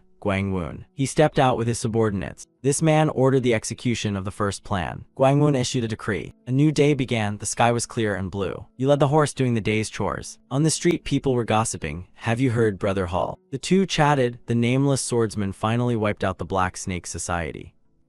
Keep talking. The merchants and courtesans are all in an uproar. Who would have thought he really cleared out the bandits in Bingyang? At this skill level, calling him the nameless swordsman isn't enough. He should be honored as the nameless hero. He replied thoughtfully, but honestly, I still have some doubts. What about this man surprised you? He questioned, even if he's a hero, is it right to have killed so many people? One man disagreed. Friend, shut up with that. Think about what those bastards did to us. That scum deserves to be eaten alive for their crimes. Every one of them deserves to die. He was still uneasy. Even so, a third person cut in, even the prefecture or those so-called righteous sects. Who cares about common folk like us? After all, only the nameless swordsman is protecting us. Hearing that, he fell silent and pondered. At last he let out a sigh, and conceded, true, if not him, who would act for us? The three of them reached a consensus. A Fang Su fanatic shouted, raising his cup for the nameless swordsman who cleared the scum from Bingyang. Long live the nameless swordsman. The two behind rolled their eyes at each other, then joined their friend in celebrating. Serves those Black Snake Society bastards right.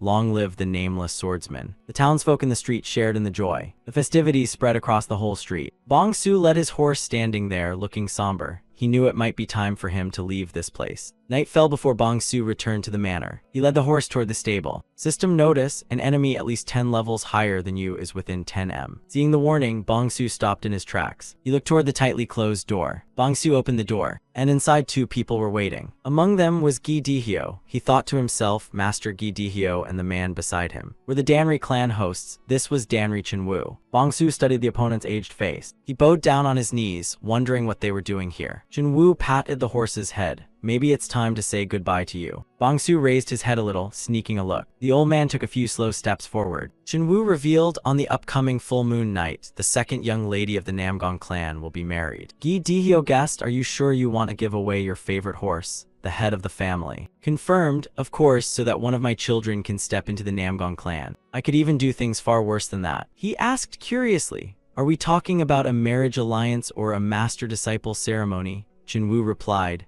I've said it before, whatever it takes for my children. Are you planning to marry off a daughter or send a son to train as a disciple? Isn't using 2 planks to cross the river easier than 1 plank? Gi Dihyo hesitated, but the Namgong clan might not accept the kids. He chuckled, that's why I called you here. I don't care what tricks you use, just make sure this succeeds. The old man's hand rested on Gi Dihyo's shoulder. Internal energy gathered there. Jinwoo ordered, depart at dawn tomorrow, you will have a lot to do. He obeyed without question. The elder Suk remembered, when you go to the Namgong clan, bring that thing with you. You'll need it to care for the horses. Gi Dihyo bowed to Jinwoo and left, following the head's orders. He glanced at Bongsu standing dazed nearby. Gi Dihyo assessed silently. The next day, a long line of people formed at the mansion gate. Bongsu leaned against the wall, standing beside the horses. He thought to himself, how can I learn real martial arts instead of only the system's skills? I tried to replicate that old man's moves, but it was only a cheap imitation. The worst way is self-study through secret manuals. The best is to seek out a master. But nowadays, becoming someone's disciple isn't easy. In this world, I'm already 18. They say starting martial arts at this age is very difficult. But this trip is a perfect opportunity. The Namgong clan is one of the 5 great families and holds absolute power in Anhul. Surely there will be ways and stronger prey. When the team was settled, the head announced that all members had gathered and were ready. The group slowly set off. Gi Dihyo asked his subordinate, good, the horses are prepared, is anyone missing?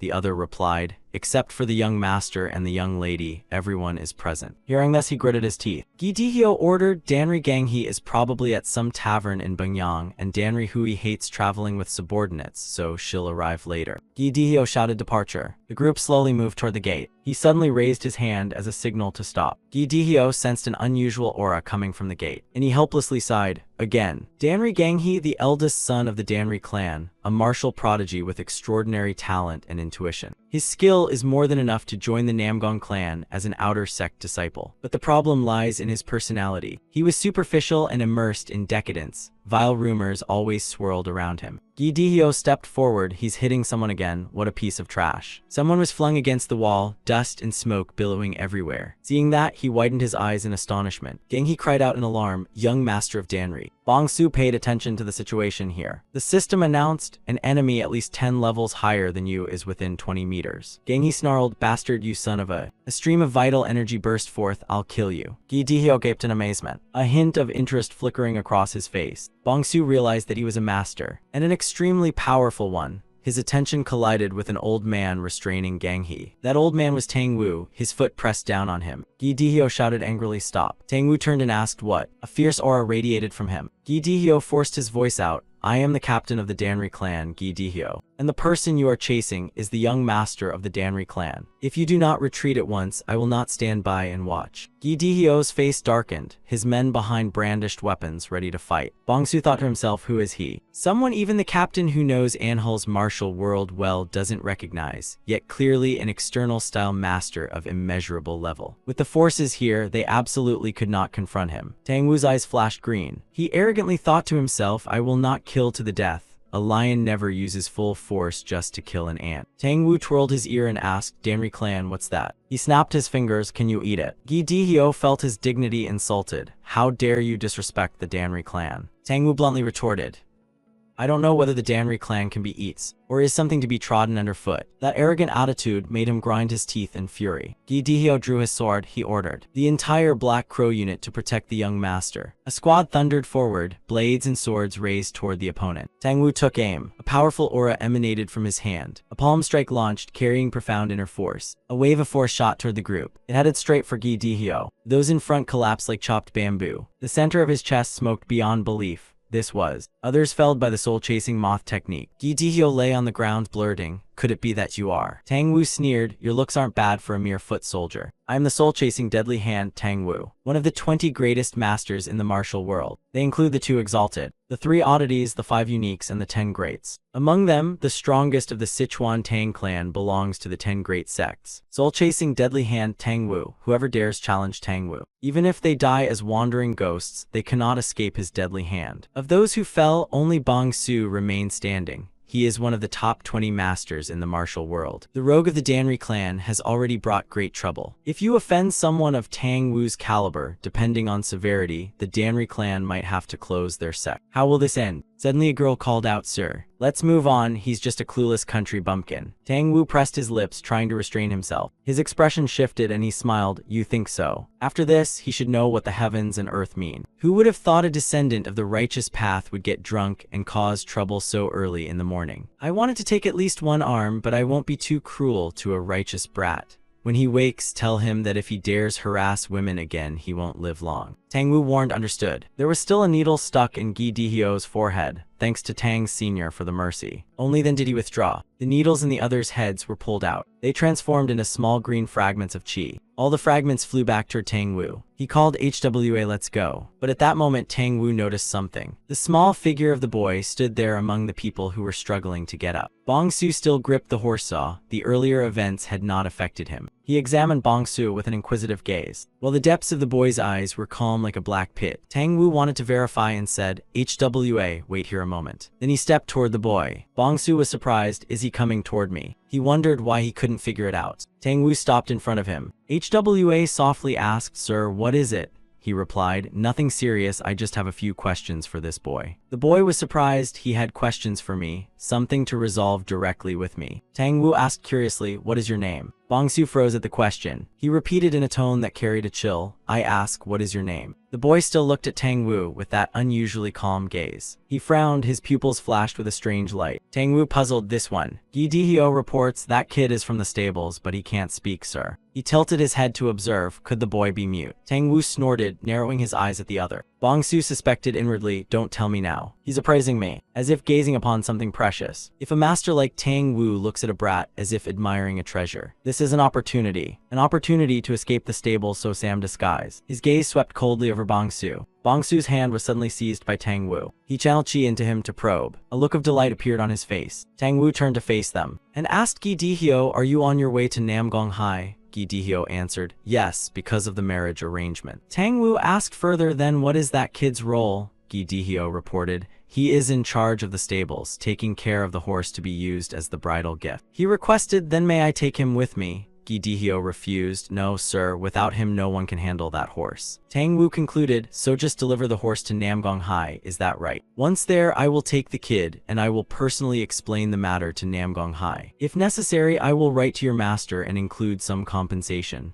How about that? Is that sufficient?" Gi Dihyo still wanted to refuse, but despite himself, his words caught in his throat when he saw Tang Wu's stern expression. Gi Dihyo yielded. "After all, we plan to hand him over to the Namgong family with the horse, so it should be fine if Senior Tang wants to take him, sir." Hearing this, Tang Wu laughed loudly. "Good, very good. What are you standing there for? Why not hurry and follow me?" He quietly observed Bong Su. Gi Dihyo rubbed his face with both hands, forcing himself to wake up, then ordered that the young master be taken to the doctor immediately, while the others continued the journey. Bong Su was indifferent to everything happening, while Gi Dihyo, recalling the oppressive feeling from earlier, broke into a cold sweat. When Tang Wu's dark gaze had stared at him, night fell and the full moon rose. The group stopped at a large inn. Gi Dihyo chose this as their resting point. "Today we will stay here overnight." The group went inside and split into tables, while the boy remained alone in the stable. In the dark night, Bong Su sat there silently. He discovered that after the battle with the Black Snake Society, his storage summoning skill had improved a lot. Currently, the range I can summon it is about 1 meter around me. With more practice, I might expand that range further. Thanks to that, I can pull a sword or even a corpse out of my storage and launch it. However, the launch speed isn't fast enough yet. A master could still react in time. Bong Su scooped a handful of sand, then let each grain slip through his fingers. He immediately summoned the storage. The grains were about to fall to the ground. A blue light from the storage appeared. Bongsu clenched his fist. Only light radiated from his palm. He inwardly rejoiced, I've grown much more proficient with it. And there's another way to use the storage, which is. He tossed the remaining handful of sand into his mouth and swallowed it down. They vanished while inside him. Bongsu could tell that anything entering his body he could send into that storage. Truly a miraculous thing, the wondrous storage. Suddenly a sound rang out. Tang Hua's voice called out helplessly. Grandfather really is. I don't understand what's so special about this guy that you insist on bringing him here at this hour. She ordered, come with me. Bongsu was curious about this appearance. Everyone in the dining room glanced over. Tang Hwa led him to Tang Wu's room. I'm coming in. The wooden door opened. Inside, Tang Wu sat waiting. He ordered them onto the platform and told them to sit in a meditative posture. Bongsu was surprised by that command. Tang Hwa obeyed her grandfather's words. He also sat down in meditation. Tang Wu instructed him to take everything off. Bongsu didn't ask and complied immediately. Seeing this, he praised, good. Your innate constitution isn't bad either. Tang Wu handed him an item. The long Fuang golden needle. Tang Hwa was astonished. Grandfather, what the hell are you planning to do? Could it be? Tang Wu slammed the wooden box onto the floor. He asked, do you know the phrase Jail Wawiji? It means that a Huainan tangerine, once brought north, will turn into a thread-bearing tree. Bongsu's eyes widened in amazement when he heard that. A Huainan tangerine will become a true thread in the north. If Huainan is the Danri clan, then the north is our Tang clan. If one insists he's a So-Sam, then the true threat is. Tang Wu announced, from now on I'll cast a great art on you that will cause excruciating pain. You'll even wish you would die. But if you can grit your teeth and endure, I'll give you much more. I'll even cure your muteness. He gave him a choice. Do you dare? Light from Tang Wu's inner skill washed over Bongsu's puzzled face. Tang Hwa stepped forward to advise, Grandfather, how could you decide something so important on your own without the elder's consent? His grim expression silenced the rest of her words. Tang Hwa looked at Tang Wu with fear. Her mouth opened but no words came out. The corner of his mouth curled slightly. Suddenly Tang Wu burst into loud laughter, and she pressed her lips together, saying nothing. The two of them were right across from him. Bongsu realized, so that's how it is. When Tang Hwa yielded and stepped back to the side, he glanced at today's protagonist. Then, the box was opened and a light shone within. Tang Wu pulled out a needle. Kid, are you ready to take on the Tang surname of the Tang clan? Bongsu had been waiting for this moment. Tang Wu pondered, in the martial world there are many names for physical talents in cultivation. Heavenly Meridian Body, Reincarnation Saintly Form, 9 Grade Sacred Bone, Heavenly Martial Heart Meridian, Kainkun Sacred Bone, all described as qualities that appear once in 10 years. 100 years, or even once in 1,000 years. Those are such rare constitutions that being born with one can make you famed across the Jianghu. Yet among them, the absolute supreme talent. I discovered completely by accident. 10 years, 100 years, 2,000 years, so what? What do those things even mean? This brat possesses a constitution that has appeared for the first time since the martial world began. A body of no meridians. At first glance, I thought it was just a normal body that had never trained. But inside it, there are absolutely no meridians or acupoints that a normal person should have. The emptiness doesn't exist at all. It's as if he's not even human. Yet without pathways, which means the paths must be created by himself. If properly cultivated, it could restore the M letter 1EA1N Thiern Hoa Vu that has been reduced to fragments for centuries. If that happens, all martial experts will have to bow to the name of the Tang clan. The future of the Tang clan lies in my hands. Tang Wu repeated, I'll ask again. Do you want to take the Tang surname? Bongsu nodded slightly, his expression resolute. He praised that resolve, good, but you are not yet truly a disciple of the Tang clan. You must go to Tang clan and prove before the elders and the family head that you deserve the Tang surname.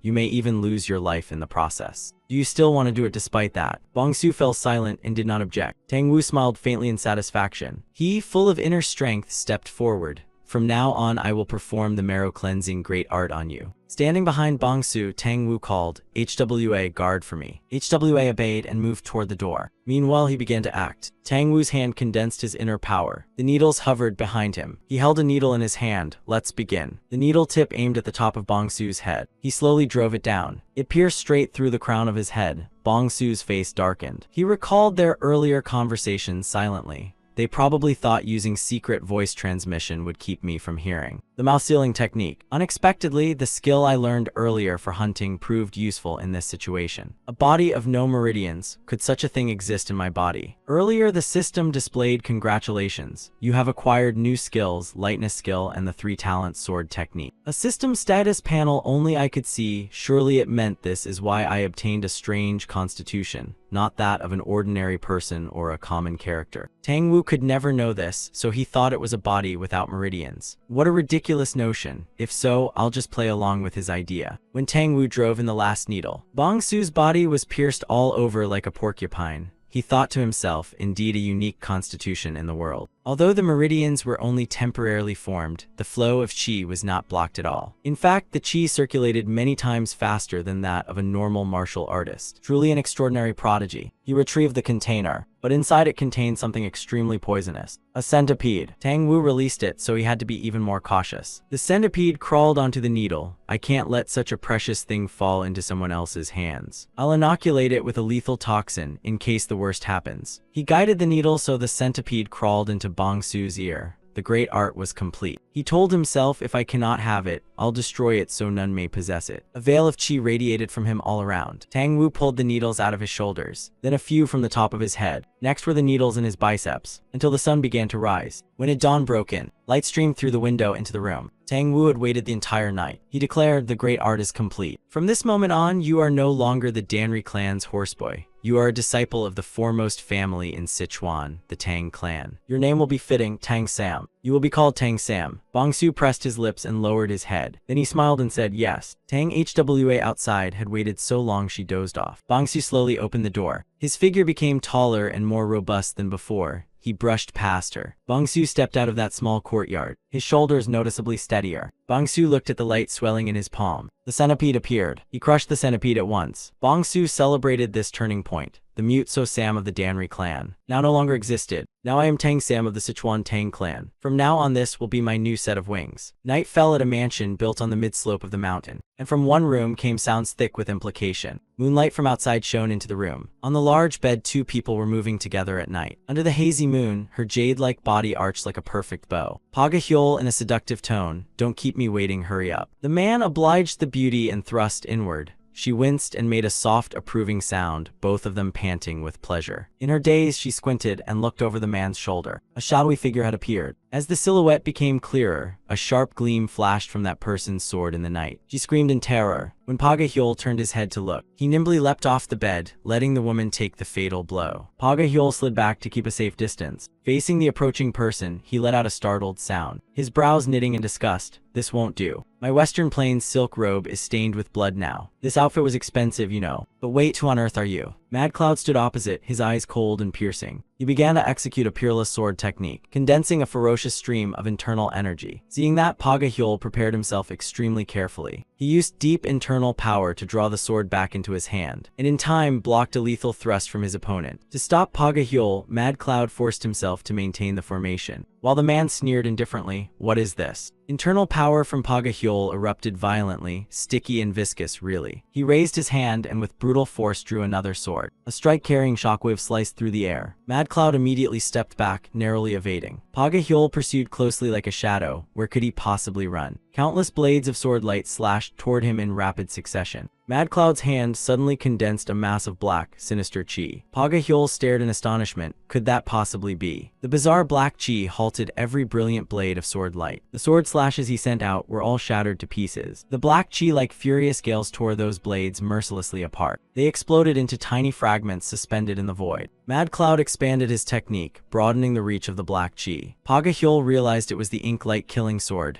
Damn. Right, 10 years, Mad Cloud. He corrected himself to 9 years and 190 days. Paga Hyul burst out laughing at that. He leaned back into the chair. Sure enough, it's Mad Cloud. You even remember those little trifles. So what mission brings the 18 Clouds Lord here in person? Mad Cloud replied. An order was issued down. Paga Hyul was curious. What's the content? The 3 words first strategy made his face go dark. Paga Hyul's fingers tapped the table in a rhythm. He was eager, finally some action. Good, and what about Ash Shadow? Mad Cloud revealed the Namgong family. This month's full moon day is Ash Shadow's wedding. Pagahyul was surprised to hear that. A wedding. He paused, thinking it over. Pagahyul blurted out, could it be Ash Shadow? So what's the scope of the operation? Mad Cloud closed his eyes, not yet speaking. His blood-stained finger tapped increasingly fast. They stopped when he said, except for Ash Shadow and Namgong Hai, kill them all. His index finger dragged a line across the table. Pagahyul sat motionless like a statue. Without thinking, he concluded, the soul-hunting assassins are heading to Anhal. With the forces here, they can't cope.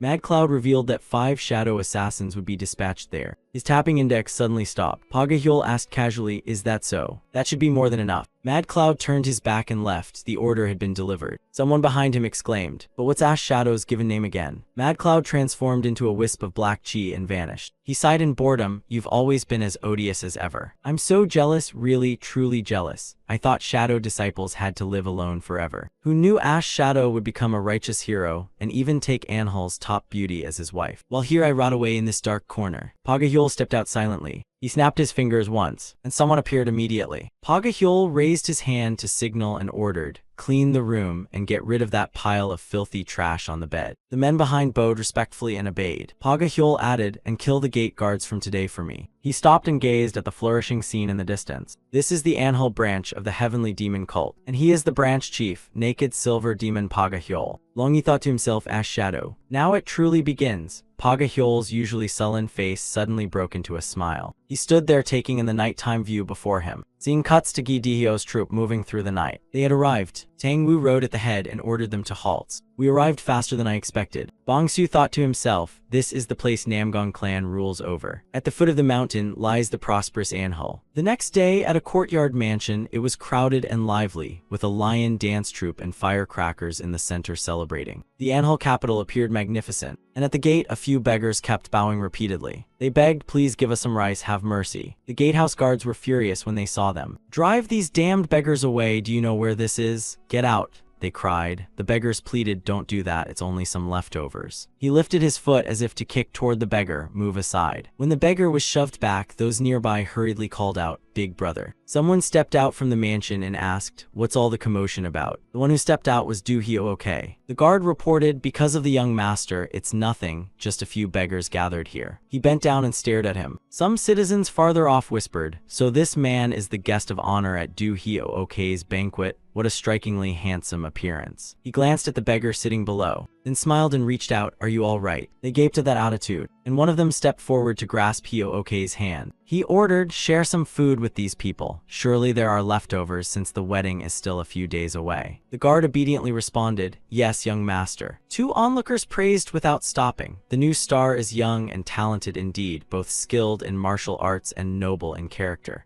No wonder Namgong clan's heiress fell for him. A lone wanderer of the Jianghu, he even defeated the yin-yang twin demons in the end. Who would have guessed? A young drifter could beat 2 demons who terrorized the Jianghu for decades and become Namgong clan's son-in-law. Rumor has it he mastered the Thunder Court Blade Emperor's art, the one who dominated the realm 300 years ago. And as they were speaking, he was bumped by someone. He shot a sidelong glare and snapped, can't you watch where you're going? Seeing Tang Wu, what the heck, soul-hunting assassins. Tang Wu. His hand clamped the other's face. Then he flung the man backward. Move aside, you're blocking my way. Tang Wu's procession strode forward with imposing presence. Inside, Do Hyo Okay warmly received guests as the group reached the gate. He turned to look. Tang Wu took a deep breath and shouted, silence. Do you mean to say I've arrived somewhere that doesn't belong to me? If you have something to say, step forward and say it to my face instead of hiding like a scared little mouse. Do Hyo Okay stepped forward to welcome him. Please calm down.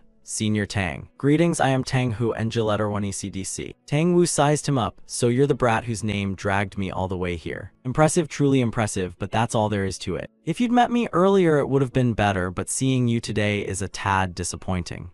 Do Hyo Okay was flustered. Forgive me, sir, what did you just say? Tang Wu strode in. Is Byok inside? He reported. The master awaits you, Senior Tang. I will escort you to the Imperial Hall. He walked in at ease and Do Hyo Okay hurried after him. Bongsu stood dumbfounded at the rear. He saw a notice, an enemy 10 levels higher than you has entered within 20 m. Bongsu glanced as the notice began to fade. Looking at Do Hyo Okay before him, he mentally compared. There was a very small difference between him and Tang Wu. Not to mention he moved continuously without pausing, meaning he's a high-level foe. His eyes narrowed to observe. Bong-su glanced him over. Everyone has some asymmetry in face, limb proportions, shoulder width, and so on. But this one was too perfectly perfect, and Bong-su made an intriguing discovery. A thrill rose in the depths of his eyes. He realized this man was of his kind, hiding his true form in a completely different guise. He was also a predator. On the rooftop, the compound's roof was bristling with swords. This imposing compound was the Namgang clan's imperial hall. The swords on the roof were weathered and old. Tang Wu looked up at the blades of past clan heads. Tusk,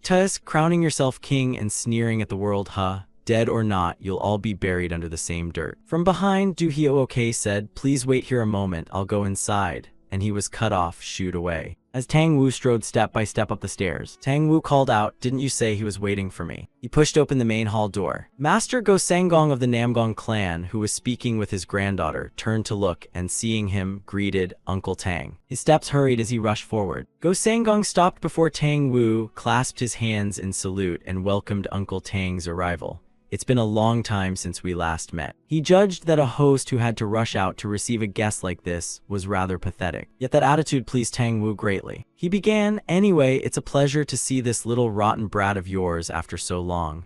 Go Sangong added, you haven't changed a bit. Tang Hwa's eyes showed surprise. She thought to herself, is Grandpa really that close to the Namgang household? Tang Hwa turned her attention to the other person in the hall. Namgang Hai warmly greeted, long time no see, Hwi sister. She complimented, hi sister, I think you get more beautiful every day. She asked, thank you, Hwi sister, have you been well lately? Du Hyo cleared his throat to get attention. He introduced himself, I was a bit flustered earlier and didn't introduce myself properly. I am Du Hyo. She replied, I'm Tang Hwa, should I call you Tang Sam? Namgang Hai flushed, I haven't not yet. He laughed, Tang Sam, I rather like that form of address. Tang Hwa teased, I never thought someone as bashful as Hai sister would get married before me. She helplessly suppressed a yawn. Honestly, that girl. Namgang Hai's gaze fixed on someone. She curiously asked, Hwa, who is this fellow? They all focused their looks on Bong-su, who had been practically invisible until now. Tang Hwa didn't quite know what to say.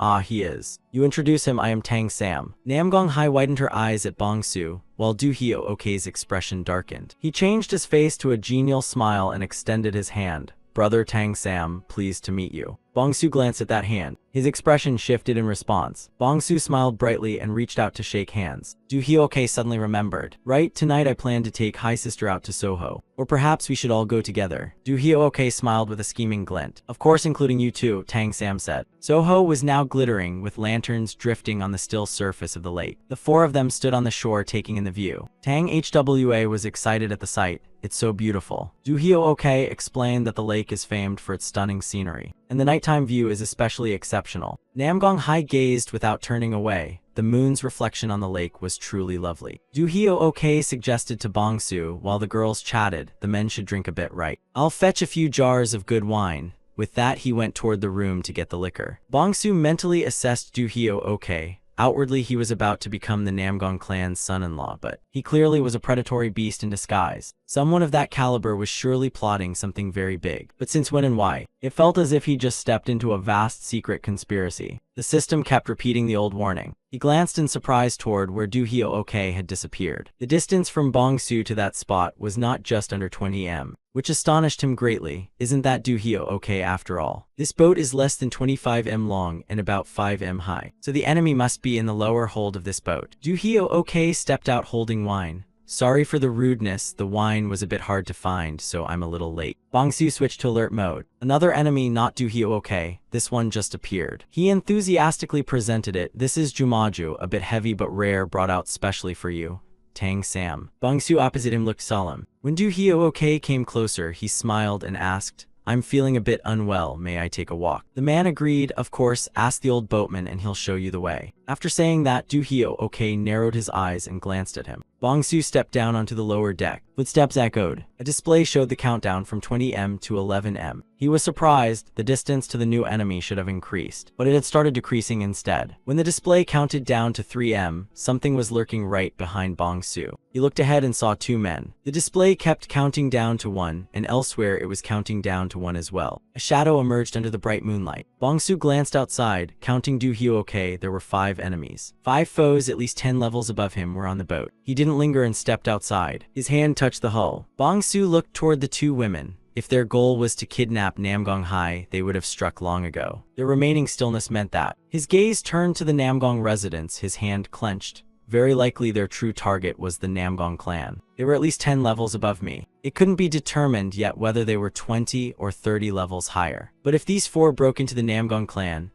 clan would collapse. I'm truly caught between a rock and a hard place. Tang Wu is beside me, and the Namgong clan's enemies are in front of me. Bong Su lowered his head thinking. Suddenly he looked up and smiled. I'm really boxed in. We're almost ashore. I have to act. A few boats were approaching on the water. The sound of hurried footsteps grew loud. These people stopped at the door and entered. A subordinate asked worriedly, Chief Penda Go Sangong, do we really have to do this? Checking everything until we arrive, isn't that overboard? The man angrily barked, you bastard. How dare you disobey my orders? Is following my orders and checking everything so hard? The man denied it, saying it was just a slight waste of time. He scolded, have you lost your mind? The wedding's coming up, so checking 2 or 3 times isn't too much. Seeing the men still hesitating below, he drove them forward. Damn it, just do it. 2 subordinates lit candles. When they still hesitated and moved in slowly, he grew irritated. Damn it, what a nuisance. A real man should be beheading enemies while singing. What the hell am I doing? I thought some enemies showing up would make things less boring. The 2 men had already entered the hold. The surroundings pitch black except for the faint glow from the candle in hand. One of them snapped, damn, why are they getting wine while we have to do these 3 stupid tasks? What do you think? Where did that newbie Bong Su come from? He blew and snuffed at the candle. Darkness swallowed the room. They shouted, what the hell is this? Enemy's blood spurting. The other watched his comrade get slashed down by him. Droplets splashed up from the floor into the blackness. That man panicked and ran in every direction. Footsteps stamped on the water, pooled on the floor with audible splashes, as a sword came slashing from Bong Su, until the blade sank into the deck. Everything fell back into darkness. The air reeked sharply of fresh blood. Outside, the senior waited so long he began to yawn. He thought to himself, they're taking too long. Are they being lazy? His hand grabbed the torch beside him. Then he moved inside. Just wait until I find you lot. The man's steps stopped. Sensing something amiss, he bent to look. Floating on the water was a hand. What the hell is this? It was an arm. He panicked, ran toward the door and shouted, new recruit. The distance to the door was still quite far. He ran at top speed, when someone suddenly stepped out to block his way. His face went pale. Bong Su was searching. Where was the rest of his arm? There were corpses there, bodies cleaved in 2. Not a single body remained intact. One torso had its face plunged into the water. The man froze at the sight.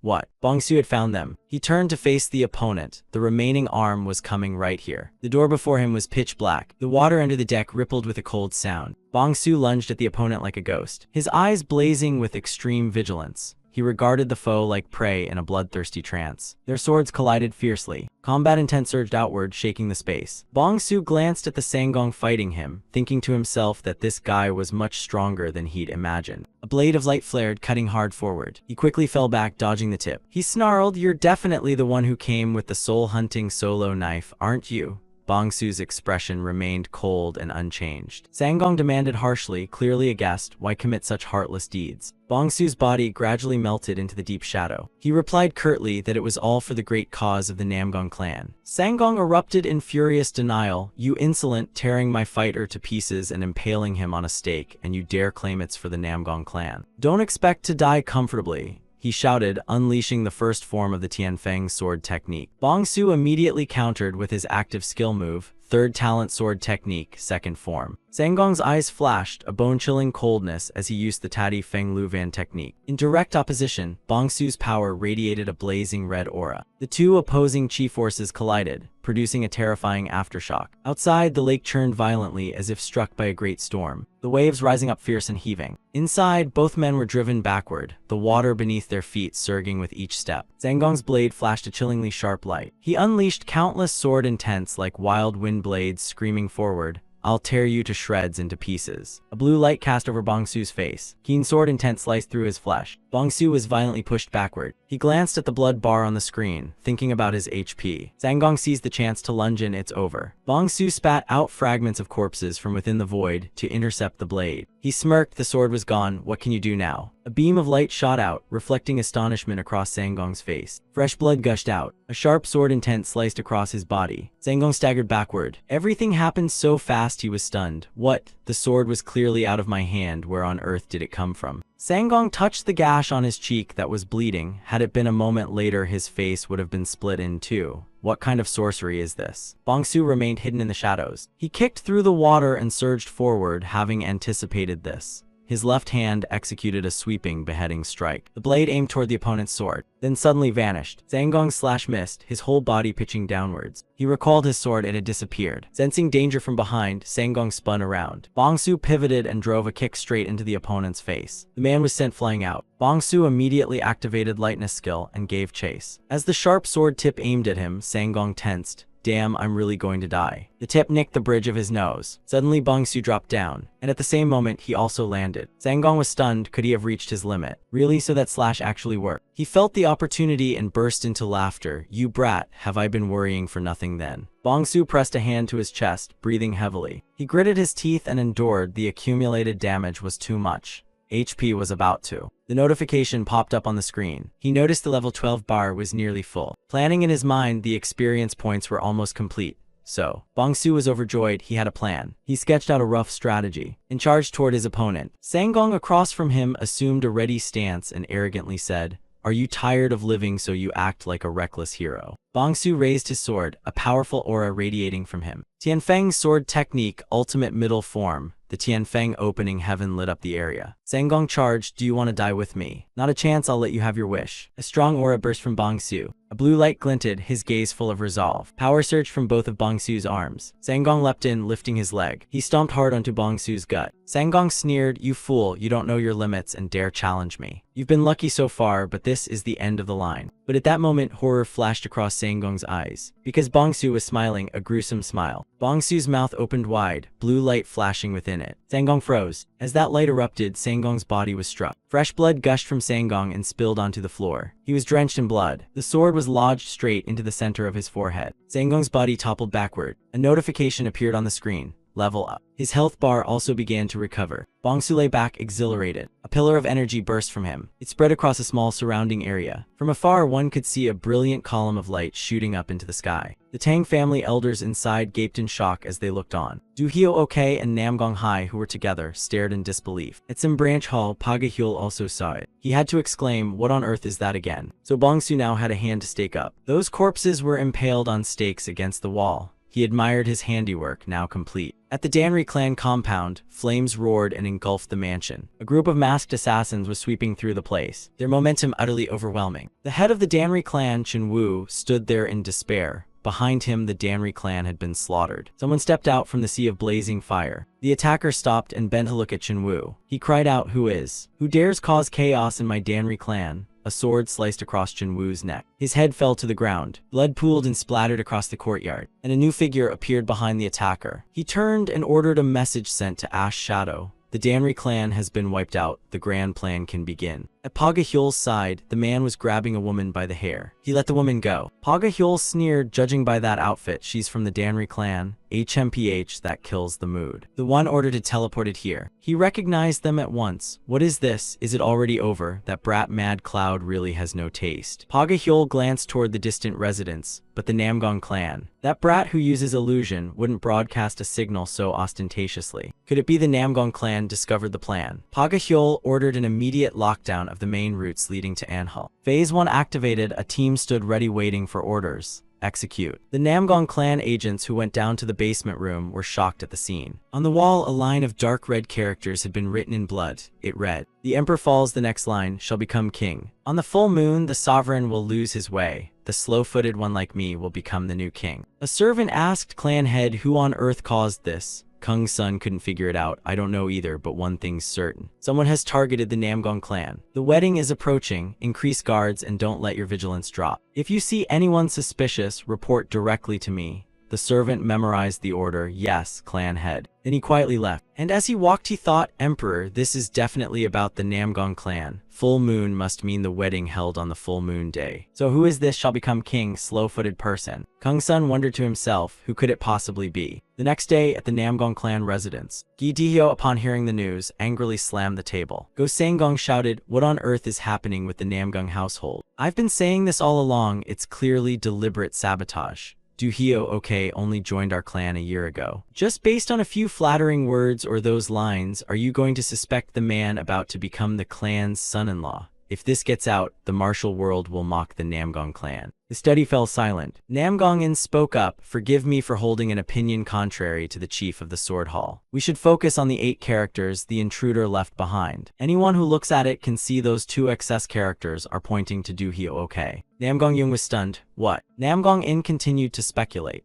This intruder infiltrated our Namgong clan and slaughtered martial artists, and then carved words that plainly expressed their intent like this. That means the intruder's purpose wasn't sneaking into the Namgong clan just to kill or scout. You all saw that powerful beam of light last night, right? It was a signal so loud it seemed to announce itself to the world, then it vanished like a ghost. You won't accept that, so are you going to arrest Do Hyo okay based on slander from an unknown intruder? Doing so would disgrace our clan. But what if it's not slander? Where would Namgong Hai's face go then? Kung Sun cut off their argument. "Everyone shut up for me. Both of you make valid points. As the chief of the Hong Sword Hall said, the intruder's movements are indeed suspicious. And as the chief of the Wuai Sword Hall said, even the smallest possibility cannot be ignored. That is the right principle. So aren't Lord Chenwu of the Thunder Division and Lord Tianfeng of the Wind Division out investigating right now?" Namgong-yung knew he was right and fell silent. He explained that the wise clan head, Lord Chenwu, had already led his men to reconnoiter. If there truly is someone or some force pulling strings and plotting against the Namgong clan on the full moon day, they should have left traces for us to find by now. Just as the study sank into thought, someone burst in outside out of breath. The messenger reported, "Clan head, urgent news. The person at the main gate is Lord Chenwu, Namgong-hu." Kung Sun hurriedly asked, "What's the situation?" He crouched on one knee to report. Of the Thunder Division team sent to investigate, none returned alive to the clan. Not a single one came back alive. Namgong-yung, what, you say not a single one returned? They were supposed to be back within the time of an incense stick. No one returned. Kung Sun then probed, "Think about it, who did this?" Namgong-hu already had an answer in his mind. He bowed his head and delivered the grim news. The Namgong clan seemed to be besieged. The news made Namgong-yung gape in shock. Namgong-in's face fell. While Kung Sun stood dazed, Namgong-yung demanded, who did this in the end? A name had already formed in Kung Sun's mind. The 18 water channels of the Yangtze River. No, their accord with us predates this, and they're a water force that can't come ashore. Namgong-hu meant the attack came inland toward us, so we've been surrounded. Namgong-yung still couldn't believe it. Is there any force in Anhul capable of besieging the Namgong clan? Could there really be an organization in the world with that kind of power? Absurd, utterly absurd. Namgong-in stood up to deny it. There's nowhere in the martial world, there's only one place with the capacity to surround the Namgong clan. That place is the Tianma city. Outside, Bongsu was muttering the line, "Who walks slowly shall become king. On the full moon, the sovereign will lose his way, and the slow-footed one like me will become the new king." The next day, a new day began. He stood motionless as a stream of light condensed in his palm. A small blue spark also shimmered on the crown of his head. Thin threads of light appeared along Bongsu's arms, gathering at his dantian. Bongsu's feet hovered above the ground, his speed unbelievably fast, his feet seeming to glide through the air. Bongsu unleashed a palm strike at the one who had been attacking him from behind. The assailant kept pressing the attack, closing in. Bongsu drew his sword. He calmly analyzed the situation and spotted the opening when the opponent drew their blade. Now Bongsu planted his foot to spring off the ground. Then his whole body flipped backward. Bongsu breathed a silent sigh of relief. That was a close call. If Go Sangong had unleashed the moves of the Tianfeng sword technique at the right moment, I would have been defeated for sure. Martial arts, in a way, are more overpowered than any skill in a game. Streams of power converged. Bongsu told himself that to grow stronger he must comprehend them. His body felt encased in a sphere of light. A blinding sword intent sliced toward the opponent. The man's body was blasted backward, and before he could make sense of it, countless sharp sword lights shot forth from Bongsu.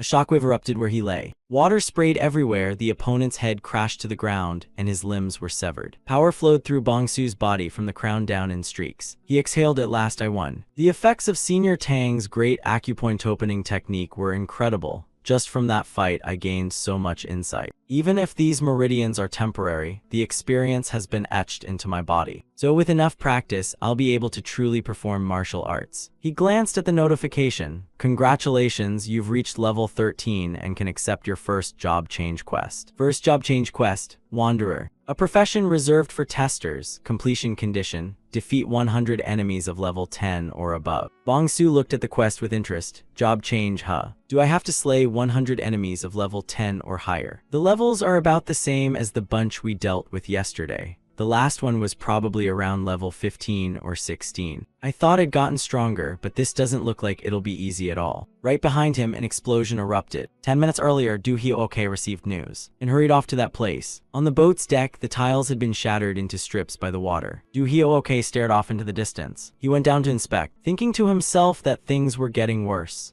After that beam of light appeared, defenses tightened and the number of fighters increased. I need to notify the covert guards. Namgongin saw him and called out, "Look, it's the young master. Where are you rushing off to?" Do Hyo-ok thought in surprise. The chief of the Wuai Sword Hall, why is he here at this hour? The corner of his mouth curved into the standard smile. Do Hyo-ok clasped his hands in greeting. I heard there's a congratulatory light for the wedding here, so I stopped by on my way back to check it out. He frowned. Oh, did you find anything? Is that really an auspicious sign? Do Hyo-ok's face darkened as he glanced ahead, where a group of people were on guard, their hands poised to draw swords. His face turned as black as ink. Namgongin ordered, "You have nothing to say since you found nothing. You will come with us to the Emperor's Hall. I will not accept any refusal." That attitude only made him angrier. Do Hyo-ok suddenly blurted, "I actually quite like this disguise." He flashed a dazzling grin. Found out already. Seeing the situation turn sour, Namgongin drew his sword at Do Hyo-ok. An explosion from the side drew their attention. He panicked the Emperor's Hall. At that moment, a great force was surging from behind. Seeing Do Hyo-ok preparing to attack, Namgongin muttered, "Damn it." He unleashed the Thunder Wrath Blade finale. Lightning blazed, shooting out so bright it hurt the eyes. That power was the first technique, Thunder Strike. Lightning crackled around Do Hyo-ok as his coat fluttered in the wind. People outside gradually took notice of the situation here. Some couldn't believe their eyes. What the? Isn't that the young master? Why is he? Namgongin's face was covered in wounds. He sank down with a thud. The tiled floor beneath him cracked and broke. Namgongin couldn't believe it. Even as a surprise attack, could one strike really fell the chief of the Wuai Sword Hall? Sensing imminent danger, he looked up to see Do Hyo-ok advancing, his whole body exuding an overwhelming aura. And in the distance, someone who noticed the scene there let out a startled shout. The person ran over in fear and yelled, "Stop. Young master, what the hell do you think you're doing? You must stop at once." Do Hyo-ok raised his sword and swung at the man. The massacre left Namgongin, the onlookers, and the newly arrived onlookers stunned. The crowd panicked and ran. "Run, the young master has gone mad. Everyone run." Do Hyo-ok grinned smugly, red veins standing out on his face. Namgongin, bewildered, asked Do Hyo-ok, "No, who exactly are you?" He unleashed crackling lightning. "I won't tell you." Bolts of lightning shot toward Namgongin. He sat frozen there like a lightning rod. Namgongin's body stiffened, unable to move. His face contorted in pain as the lightning struck. His eyes widened when he saw the sword stop right before him. Tangwoo barked, "Brat, what do you think you're playing at?" He planted his foot on the sword Do Hyo-ok had thrust toward him. Do Hyo-ok looked up at the man blocking his path.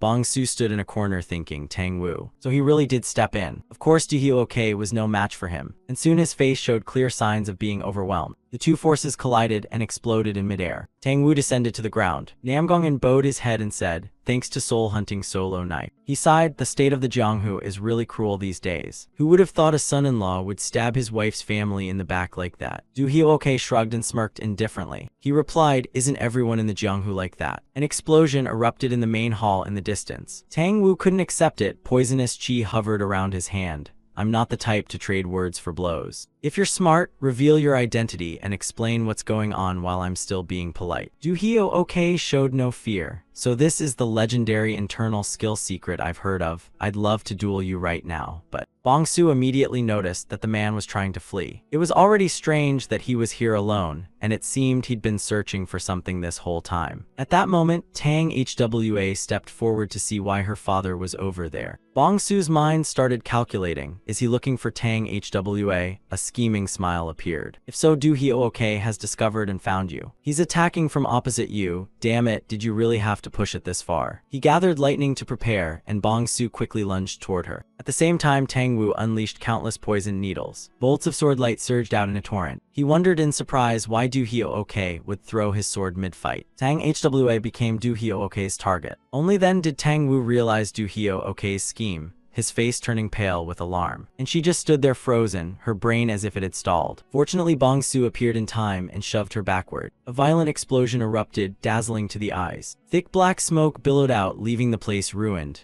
The patched courtyard had become a vast pit. Tang Wu rushed over in panic. Tang HWA. He stared at the scene in surprise, only to see Bong Su holding her in his arms. Tang Wu softly called, "Tang Sam. Did you save Tang HWA?" He handed his granddaughter back to him. Tang Wu embraced her and was deeply moved. "Thank you." Du Hyo OK on a distant rooftop laughed, and seeing him, Tang Wu grew irritated. His face was dark as a demon's. Bong Su had to admit he was very strong. Enough to match Tang Wu, he truly was a master. Du Hyo OK called out, "Well then, Tang Hero. I'll be visiting you soon." Tang Wu pressed his lips and frowned at his opponent. He turned and began to leave. A wave of pressure forced Du Hyo OK to halt. The veins on his face standing out, he froze and looked down. What the heck just now? Du Hyo OK noticed Bong Su, who smiled, a pervert no less than him. Du Hyo OK glanced at the man exuding that kindred aura. He chuckled with interest. "Was that you? The one behind the radiant pillar last night who ruined my plan? It was all you, wasn't it? We'll definitely meet again, you know." With that, Du Hyo OK bolted away. Tang Wu went mad with rage. "Damn it, did you think I'd let you escape?" Tang HWA woke up and weakly said, "Grandpa, my poor granddaughter is still hurt. You can't leave her behind." Tang Wu stood there cursing, "Damn it, we've fallen into a trap." At sunset that same day, the Emperor's Hall was reduced to ruins. Go Sanggong sat on a chair and let out a helpless laugh. He felt relieved. He hadn't expected that just 4 people could bring the Emperor's Hall to this state. Besides, wasn't that one of the Yin-Yang twins Du Hyo OK had killed? All of Du Hyo OK's actions, even his marriage to Namgong Hai, had been planned in advance. All the carrier pigeons sent to the Murim alliance were intercepted and destroyed. And now that Namgong clan's great defense of the 3 sons and 9 kings has been shattered, we are like rats trapped in a cage. Namgong hobbled forward with his cane and said, "Master, forgive my presumptuous words. Right now we have 3 choices. Fight to the death, flee, or send someone to request aid." Go Sanggong decided firmly, ignoring the first 2 options. He knew better than anyone those were impossible.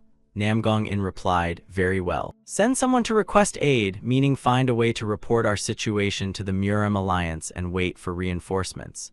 As for distance from here to the Murim alliance, if one uses full lightness skill, it won't take more than a week." Go Sanggong worried, "It's not that I haven't considered that, but who can break their encirclement and reach the Murim alliance safely?" Namgong had an immediate answer. "There is one person, an unparalleled master whose lightness skill is supernatural, capable of breaching the enemy ring. Mention that and everyone knows it's Tang Wu." Go Sanggong still didn't trust it much. Elder Tang, even for him, single-handedly breaking through a mass of enemies would be too much. Namgong pressed his lips and was silent for a moment. He leaned his cane closer to the master of the house. "That's why we'll use them. Those who are currently inside our clan are desperately trying to escape, the hundreds of guests who came for that wedding." In the quiet of night, the bright moon shone down. In the room, Go Sanggong was curious to see Bong Su's presence. That child was. Tang Wu revealed he was granted the Tang clan surname, a person who can be trusted, so don't worry and just speak. He hung his head low, hands clasped together. Go Sanggong pleaded, "Elder Tang, please lead the guests downriver to Soho to request reinforcements." Tang Wu knew well that if they did that, most would die. "Their martial skill is formidable, master." He ground his teeth, still stung by the day's events. In the end, Tang Wu agreed.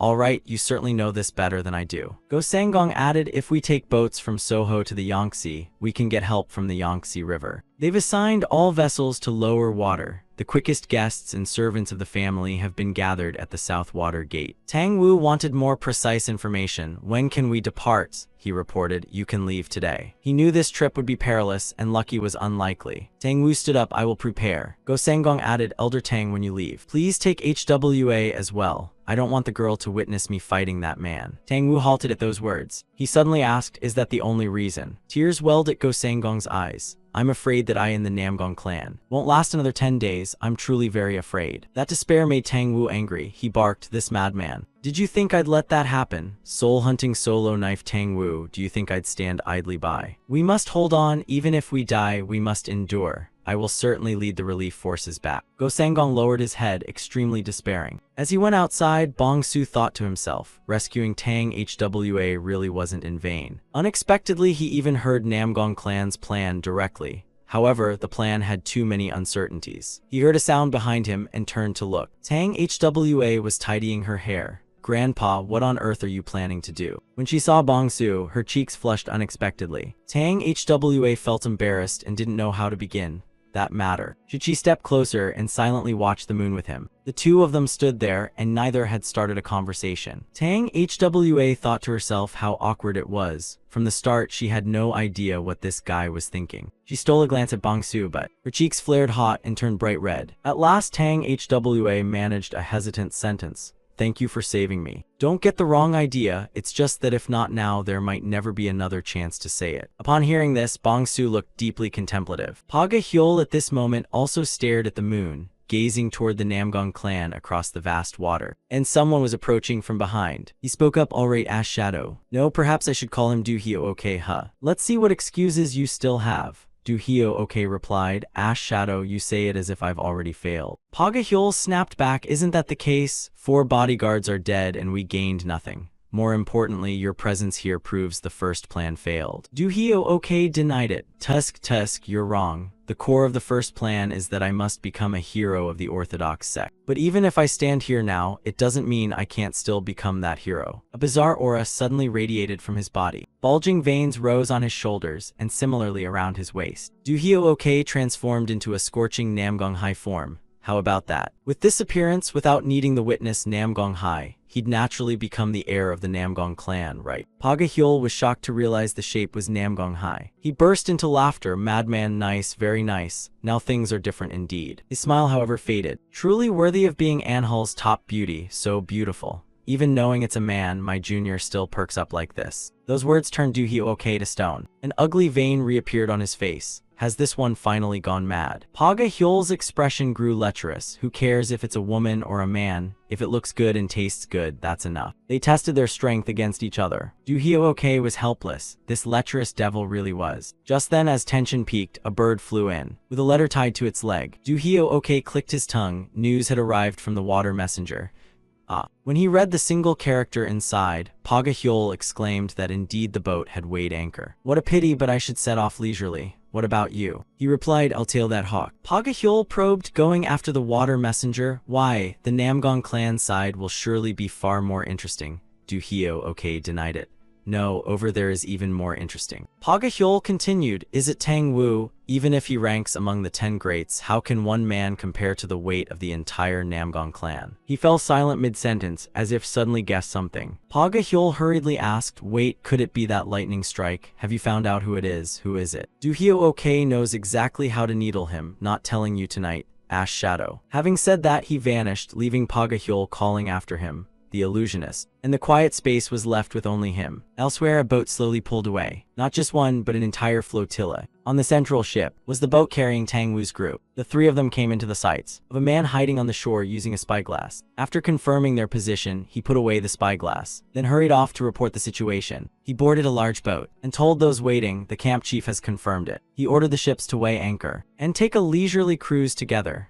The other side was the Yangtze 18 Waters camp, the water messenger of the flotilla. One by one, the boats began to depart. Fong Su was watching the Tang grandfather and grandson. He thought to himself, even if Tang Wu is an unrivaled master, those two are just dead weight to him right now, if forced to face a life or death moment. Between Tang Hwa, Namgong Hai, and Tang Sam, if one of the 3 must be left behind, it would certainly be me. I should mentally prepare in advance. Tang Wu sensed the silence. Too quiet. Along the way here, we haven't encountered a single enemy. He thought to himself that their force is strong enough to besiege the Namgong clan. Normally, enemies should appear here. Tang Wu ordered them to reduce the ship's speed to the lowest possible. As a precaution, the flotilla moved more slowly. Everyone on the boats finished their tasks. Then they suddenly stopped, pointing ahead at a star-like light. The distant image still blurred and unclear. When they could make out the emblem on the sails of that flotilla clearly, they rejoiced. Reinforcements have arrived. They must have received Namgong clan's alert. We're saved. Tang Wu was surprised. The Yangtze 18 Waters camp. Were they here to rescue us just as Byok had said? He noticed something amiss. But why had so many boats come? It was as if they were blocking our path. Not encountering a single enemy was already suspicious, and now dozens of boats are obstructing us. Tang Wu went pale at one possible explanation. He shouted, "Those are not reinforcements. They're not reinforcements. We must turn the boat around immediately. I told you we had to withdraw from here at once. They're the enemy. Those bastards are the enemy. Turn the boat back right now." The water messenger up ahead looked toward their opposing boat. Her crew had their bows drawn and ready. The water messenger coldly ordered, "Open fire." This is no less than a death sentence for Tang Wu. he froze. Bongsu looked up to see. Arrows wrapped in fire shot out densely, lighting up a stretch of the night sky. They rained down on their boat like a storm. They shouted no. Under that dense rain of arrows, those on deck had no time to find cover. They were struck by flaming bolts, and the boat began to catch fire. Tang Wu erupted with inner energy like a shield to block the arrow storm aimed at him. The heat from the flames scorched Bongsu's face. Small boats were swallowed by fire and gradually sank beneath the waves. He shouted, "Everyone snap out of it, turn the boats around quickly." The flotilla was drawing closer. They were being surrounded in front and behind by a vastly superior number of ships. Tang Hwa asked anxiously, "Grandpa, what should we do? We're trapped between both front and rear." He pointed to the side. "Damn it, turn the other way, we'll head for the shore. Quickly get the survivors over there." When one boat slammed into another, the bow splintered to pieces. The water messenger leapt off her sturdy vessel. She slammed her mace down hard, fresh blood spattering. The heavy clubs thudded onto the deck. The water messenger commanded, "Kill them all." The massacre unfolded, screams of agony ringing out. Tang Wu watched the scene with stunned eyes. A surge of helplessness mixed with bitter rage rose within him. He strode over to Nam Gong Hai with a grim face. An arrow lodged near her neck. Nam Gong Hai fainted. Tang Hwa asked bewildered, "Grandpa, what are you doing?" Tang Wu had no time to explain. "We must get to shore." She was surprised. "What? Even if Grandpa leaves, carrying all three would be too much." He replied, "No, only two." Tang Hwa froze at that sentence. Two. Her gaze flicked toward Bongsu behind them. Tang Wu hoisted Nam Gong Hai onto his shoulder and called to him, "Tang Sam, I've been too greedy for your talent. That's why I implanted a poison in your neck, intending to manipulate you into becoming a stepping stone for the Tang clan." He hesitated at those words, "But it seems I truly am old. I didn't expect to grow fond of a toy. I will not kill you, but I will not save you either." Tang Hwa was terrified upon hearing this. And this was the moment she had to make a decision. Tang Wu stepped onto the railing. "Tang Sam of the Tang clan. The Tang clan may never know of your existence, but my soul-hunting poison hand will always remember you." With that, he slung her over his shoulder and dashed off. Tang Hwa kept her head bowed. As flames spread up the hull, Bongsu stood amid the roaring blaze behind them. He had expected this. "All right, nobody's watching anymore, shall I begin?" A man had crawled aboard, and Bongsu's hand emitted a blue glow. As a pocket of space was summoned just as the man prepared to stab, Bongsu turned, a sword slashed through, and the man's head separated from his body. He seized the remaining corpse, then dragged it away, softly humming a tune. Bongsu even brought the knife to his mouth. The flotilla neared the burning vessels. The enemy boarding parties were slaughtering many aboard. One ordered no survivors. Bongsu had found the area where most people were. A man, surprised to see him and mistaking him for an ally, called out, "Kid, you look wrecked, are you all right?" Bongsu's face, scratched and bloodied, replied, "I'm fine." The lake wind fanned the flames into fiercer blaze. Those lucky enough to escape the boats clambered onto water-wreathed embankments, trying to cling to drifting wreckage. Tang Wu used lightness skill to head for shore. He would never forget today. Land was very close and Tang Wu saw a team waiting.